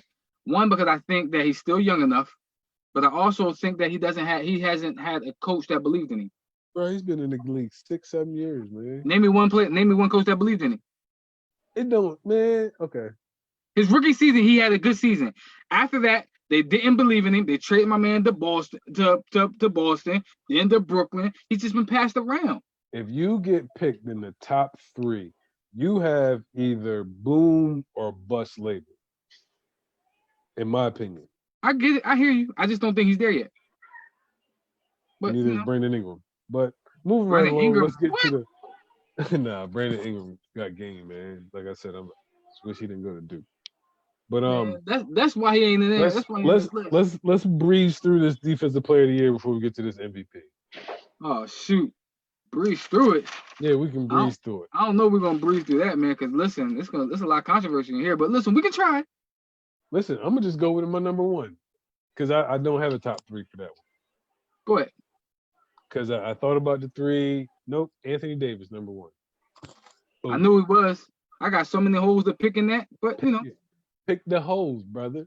I got many holes. No, get your number 3. I'll let you and Dwayne get y'all 3. My number 3 is Anthony Davis. Okay. Oh, you're disrespectful. I knew it. My number 3 is Anthony Davis. My number 3 was Ben. Glad That's you cool. made your list. My number 2 is Giannis. That would have been my number 2 as well, but I don't want him. Go ahead. My number two was AD. And my number 1 is Ben Simmons. What in the world? I told you.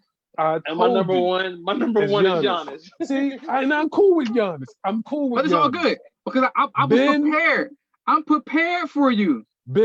I'm prepared for you. Yep, prepared. Number 1. Help me. Number 1. Help me. I'm gonna tell you this. Going off of just a couple stats, right? What makes Anthony Davis your number 1 defender? We're gonna say, well, he blocks 2.4 shots a game, and he averages 1.5 steals a game. Mm-hmm. Well, Andre Drummond, he gives you 2 steals a game and 2 blocks a game. Andre Drummond. Because, listen, he gives you 2 steals a game, 2 blocks a game. Then you will go off of defensive rebounding. Anthony Davis, he only give you 7 defensive rebounds a game. Andre Drummond give you 10. What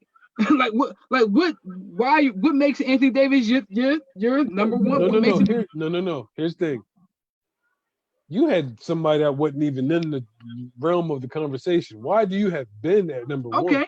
Ben Simmons is the number 1 most versatile defender in the NBA, in my opinion. And by stats wise, he's the number 1 most versatile defender in the NBA. He guards 1s, he guards 2s, he guards 3s, he guards 4s, and he guards 5s, and he does them all at a high level. He leads the league in steals. He's second in the league in deflection.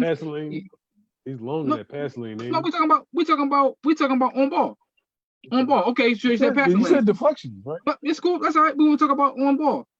He holds his defenders to 41% shooting, and that's guarding the best point guards in the league. That's guarding the best 2 guards in the league. He's 6'10" playing guard. What does that mean? Listen, that's all defense. He's got a length advantage. Hey, what's that 6'10" too? Who? Anthony Davis. But he don't play with point. But he also doesn't defend. He also doesn't defend guards. He barely defends sinners. And I got a stat for you on that as well. What? Go ahead. Get the stats out, brother. Contested 2-pointers. Anthony Davis not even in the top 10. Contested 3-pointers. My man number 1, which tells me that he's on the perimeter guarding players all the time. So he ain't guarding big. He's a footer on the perimeter. That's not saying a great defender. No, it's saying that he's not guarding bigs. He doesn't want to guard bigs, and he told you that he doesn't want to guard bigs. How many centers are backing down to the basket in the first place? He doesn't want to guard. He doesn't want to guard bigs. That's what I'm saying. So the only reason I'm gonna tell you why we have these inflated numbers with the Giannis's and with the Anthony Davis's is just exactly what you said. Just exactly what you just said. No, because listen, we can talk about on ball. I got stats all day. I came prepared for y'all, man, because I knew y'all was going to argue with me with having been at number 1. Listen, I have no quarrel. Whoa. I have no quarrel with you having been at number 1. That's Tamon. You and Tamon are having this argument. I have no problem with being at number 1. I had him at 3. I got you. That's why I wanted to listen. Ben Simmons, when he is the only player, or not the only player, but he's number 1 at guarding all-star players. He guards them 24% of the time. Anthony Davis. This man went deep, boy. Deep. Anthony Davis, he guards an all-star player 12% of the time. Giannis Antetokounmpo, he guards an all-star player 11% of the time, which means that the person that they're playing all-star bigs. Exactly, there aren't any all-star bigs, so they out there not guarding anybody. So their defensive numbers are looking a little bit better than somebody else's. All pros. They guarding Ben Simmons guarding all pro 16% of the time. Giannis guarding all pro 5% of the time. Anthony Davis guarding all pro 7% of the time. He's not guarding nobody. They're not guarding anybody. Okay. So this is what I'm gonna say. That Ben is a great defender. Not knocking him at all. Okay. He's 6'10" playing the perimeter. Just like KD, 7 foot when he plays the perimeter. He was I'm not saying he's one of the better defenders, but at the same time, his length affects things on the perimeter, does it not? I don't see this is what I say. KD does not have the foot speed to stay in front of guards or 2 guards. KD is a lot. He doesn't. length. He doesn't. But He's his a lot length. length. Anthony Davis is a foot or two. He doesn't have the foot speed to stick with guards or two guards. And he anyway. I'm trying to give you a guy big credit. Like he has the speed and athleticism to guard guards, but he also has the length. That's why he leads the league in deflections because he's in that passing lane because of his length. I mean, he's long. He's a long pause guard. I got So, you. I got you. I'm not knocking it. I just knew that Ben was going to be on there. I just knew it. I got the stats back it up. Top players. I'm gonna give you 4 players that he guard, right? Pascal Siakam, LeBron James, Jason Tatum, Jimmy Butler. He held them to a combined 22 for 66 shooting. Those are top players. So he's guarding the best players. He's not just guarding trash like Anthony Davis in them. Wow. Okay. All right. Let's get to this MVP. Bias alert. It ain't biased, man. Let's get to this MVP. MVP. You can throw out whoever number 3 to be honest. Number 3? Nah, no. I ain't going. I'm gonna tell you who my number 3 is. He's probably not on the voters number 3. Well, my number 3, Chris Paul. Wow. Chris Paul is my number 3. Give my man some credit. Like what he's doing with that team, there's no way that you cannot have him on that list. Like he legit can have home field advantage with that young squad. When Chris Paul got traded there, they thought that was like him, like OBJ getting traded to the Browns. Like that was a dead area. That was, and people didn't think he was going to play there all season. We thought he was going to go to Miami. We thought he was going to go somewhere else, but he stayed there, stuck it out, and he got that team fighting for a home court advantage. Chris Paul is my number 3. Well, number 3 is James Harden. I just throw out anybody on number 3. 2-man race to me. I got like 3 other people other than James Harden. Well, if you just throw somebody else, that means you ain't even gonna have no bases on it. So I'm just gonna go ahead and go. Yeah. My number 3 is just, I'm like you, Dom. My number 3 is Chris Paul, man.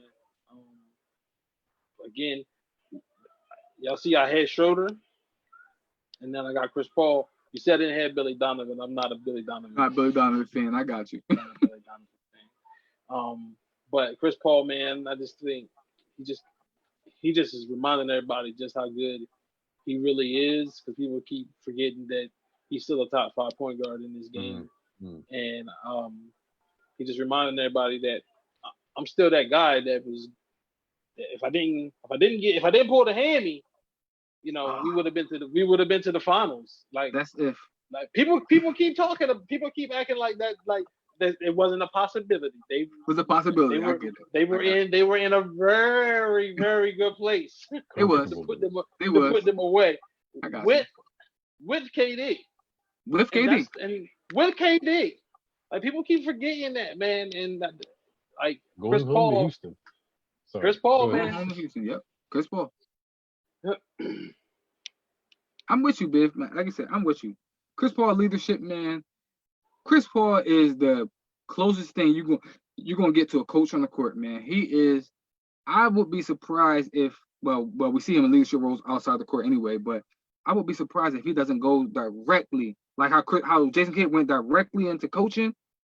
I would be surprised if he doesn't go directly into some kind of coaching or a GM role right immediately after he retires.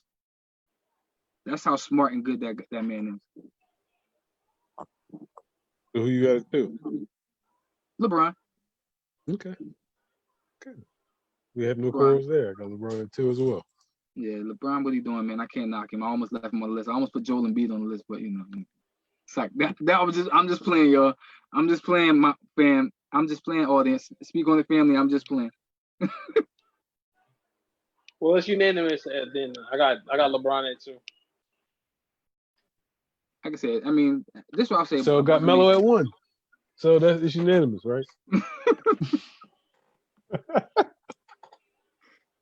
So I'm gonna tell you, I didn't really respect. Not saying I didn't respect what Giannis was doing, but I didn't fully respect what this man is doing until I had to study for this.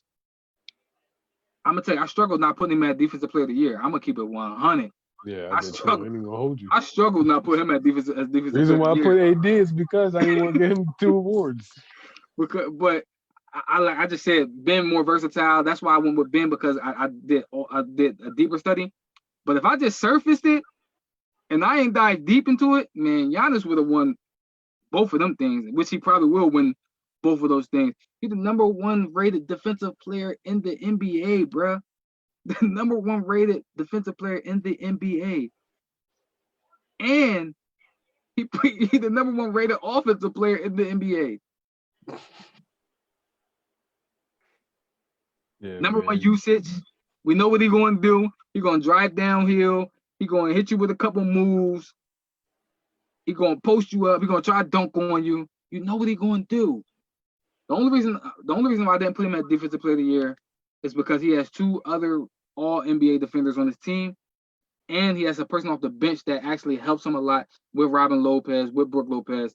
Those are footers that do a lot of the contesting, do a lot of the dirty work, which allows him to freelance and everything like that. And then who's guarding the best perimeter player is Eric Gordon. He's guarding the best perimeter player on the best on that team. Bledsoe. I mean, Drew Bledsoe. This man said Drew Bledsoe. Eric Bledsoe, bro. Eric Bledsoe. I'm sorry. Eric Bledsoe. Hey, players mess up too. Players F up too. But yeah, Eric Bledsoe. Eric Gordon, then he went to Eric Gordon. Drew Bledsoe. Drew, but that man, he's just got sports all in the brain, yo. Eric Bledsoe. He guards the best perimeter player on that team. And I think he was all NBA third team last year or all NBA second team last year. And I think Robin Lopez was all NBA third team last year, if I'm not mistaken. So that's the only reason why I didn't give Giannis the defensive player of the year, because that team plays defense. So I did the analogy of looking at when we're looking at Giannis versus LeBron, right? And not knocking LeBron at all. But if I took LeBron off the Lakers and I took Giannis off the Bucks, what would it look like? And I still think that the Lakers will probably beat the Bucks. So, agreed. That's one of the reasons. And this man leads his team in every statistical category. Every category, bro. So you are literally the most valuable player to the except team. blocks. He doesn't lead them in blocks. I don't think he leads them in steals either. No, I think he leads them in steals. No, I think Eric Bledsoe is. Eric, I said it right that time, right? Yeah, Eric Bledsoe. Yeah, it's Eric. But yeah, like I said, man, listen, just think about what he did last year as an MVP and then to come back and be better this year. I think LeBron is having a magical year. I think LeBron, like, if you take away what Giannis is actually doing, LeBron is the MVP in a year. But what Giannis is doing, man, it's like, I know my man, I ain't gonna try to throw my man in there, but he gonna make the show. But when I was studying it, the PER is as high as as high as the last highest one was Steph Curry's in 15. 2015 is the only one that's higher than Giannis's PER. How did Steph Curry get on this shit?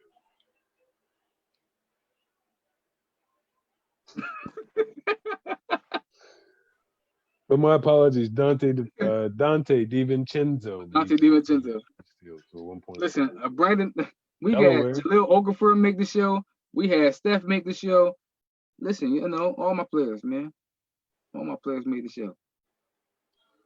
Anything Listen, and y'all gave me credit to 2 Dookies. Y'all gave me 2 Dookies in the MV in a most improved player list. I said, man, this life is good today.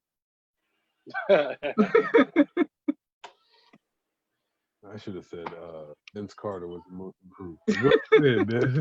Go ahead, man. Got anything to say about Giannis? Nah, man, y'all pretty much covered Giannis, man. He's just incredible right now, man. And I don't want to take anything away from LeBron. It was one of those things where you got to pick one, and unfortunately, I picked Giannis. For LeBron to be leading the league in assists, it speaks volumes, in my opinion. And I think it shows to to the longevity that is a possibility for him because he can probably play point guard probably till he's 40. And in today's league, he probably can play point guard till he's 40. At his size and the way he takes care of his body, he could be an old man, just getting up and down the court, putting guys in the right position. I know he wants to play with his son, and I believe that he's pushing towards that being a possibility, the way he takes care of his body. But he's just showcasing just how versatile his game is. But unfortunately, his season just isn't as good as the season that Giannis is having.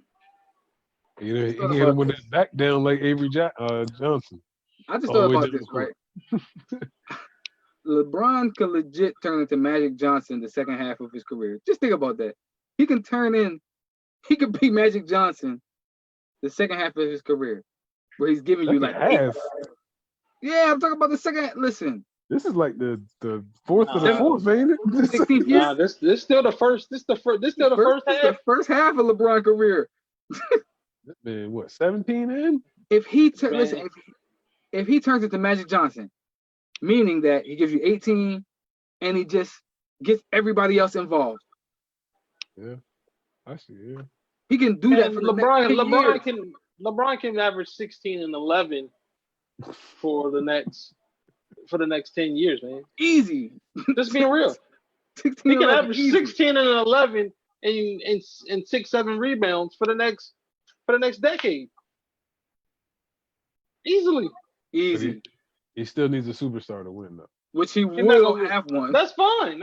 He can stay right there in LA, and they'll bring him right in. He will have one. The athleticism eventually is going to go, but I don't think the basketball IQ is not going to go anywhere. Never leave. And again, as long as he can take care of his body, and he can get up and down the court, and he can still handle the ball. And he's going to be one. He could be one running, controlling pace. He could be the one controlling pace. 45. So while everybody else run up and down the court, he's gonna have the ball in his hand, controlling the pace, and the play ain't gonna start till he get there. With the best big in the league. All right, y'all. Final thoughts. We're gonna finish with final thoughts. I mean, listen, LeBron may have the best big in the league. Yeah, I mean, you know how LeBron do. He recruit the best players in the NBA. So he does right now. He's probably working on it right now in the bubble. Yep. What do you mean? He has them right now. Somebody said that.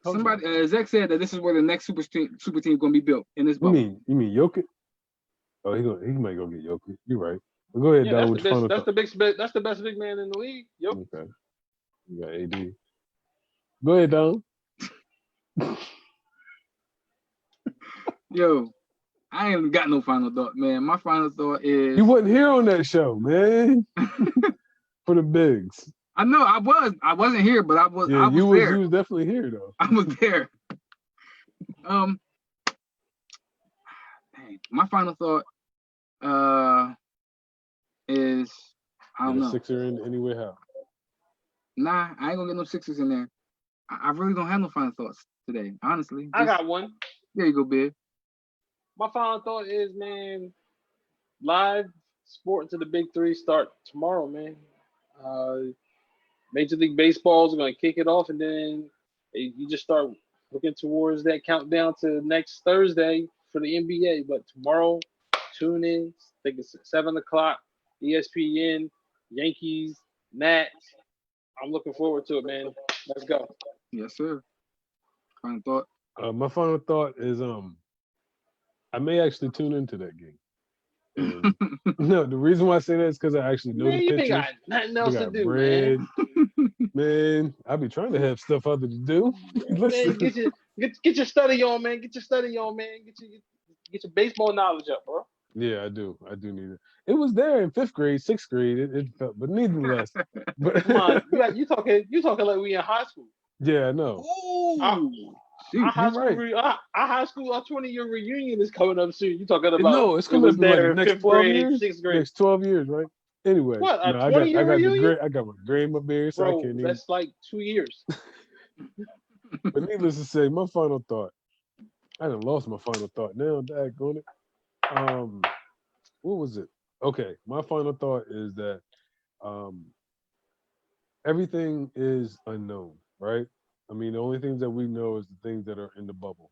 So, I mean, with baseball has provided us security to show that it can progress, and the TBT showed how the NBA can progress as well. The one asterisk, or not even asterisk, but one question mark is the NFL, especially with it being in the fall and with everything going on. We all know how they said things might ramp up in the fall or whatnot. So, um, my final thought is that I do love sports, and I'm excited that sports is back on television. And I'm definitely excited that my young boy is going to fight the day after my birthday on October 24th. Javante Davis versus Leo Santa Cruz. I hope he shows out, does his thing, and Adrian Broner is back at 140. What's happening? What is this? What is this? My At least wife 10 years, hates him, yo. 10 years too late. Yeah, he should have stayed at 140. But that's He should have never came up to 147. I'm waiting for Tyson Fury versus Anthony Joshua. Keep that. And somebody needs to train my man, please. Because Wilder's got too much power in their hands. Listen, man, just teach him a couple 1-2 bob and weaves, man. We can get up in and out of there and have all the belts back over Tyson here. Fury showed him the blueprint. Nah, man, listen. Showed him the blueprint. Boy. But you can say that he got all of that power and everything, man. I thought Tyson Fury showed, like if you got a solid chin, like he's He nothing. outboxed him. He outboxed He's him. nothing. He He's outboxed nothing. You take away his power, it's like he hit him, and it's like, oh, that's all. Oh, that's all. That's all. Like, then, But even if you listen to him, he's just he's waiting for those 12 rounds to go just for that one shot. You can't you can't have that mentality, bro, when you're going against upper echelon. And Tyson Fury, people can sleep on him all they want to. Like, he beat Klitschko. It was a he probably would have won unanimously the first time. I was gonna say he won the first fight. If not for the knockdowns. If that knockout didn't happen in that last seconds, Tyson Fury won that fight. Those knockdowns is the only reason that Fury didn't win the first fight. Tyson Fury threw a wrench in the heavyweight game. This is supposed to be Anthony Joshua versus Deontay Wilder. Deontay Wilder. No. You know that Anthony Joshua chin ain't like that. So Deontay Wilder just had to hit him one time, and we was gonna be smooth sailing. But nonetheless, that's boxing. Yes, sir. Which we will get into on later shows. But final thoughts, like I said, I ain't got none. Just love on your loved ones, man. Especially with this time. That's all I got. But y'all know what it is, man. Holla at us. Go on our YouTube page. Go on our Instagram page. Follow us on our Spotify. Follow us on Facebook. Tell a friend. Make sure you subscribe, follow. That's all we got for y'all. Until next time. Y'all know what it is. Speak on it. Friday night, 10 o'clock, man. Check us out. Yes, sir. There it is.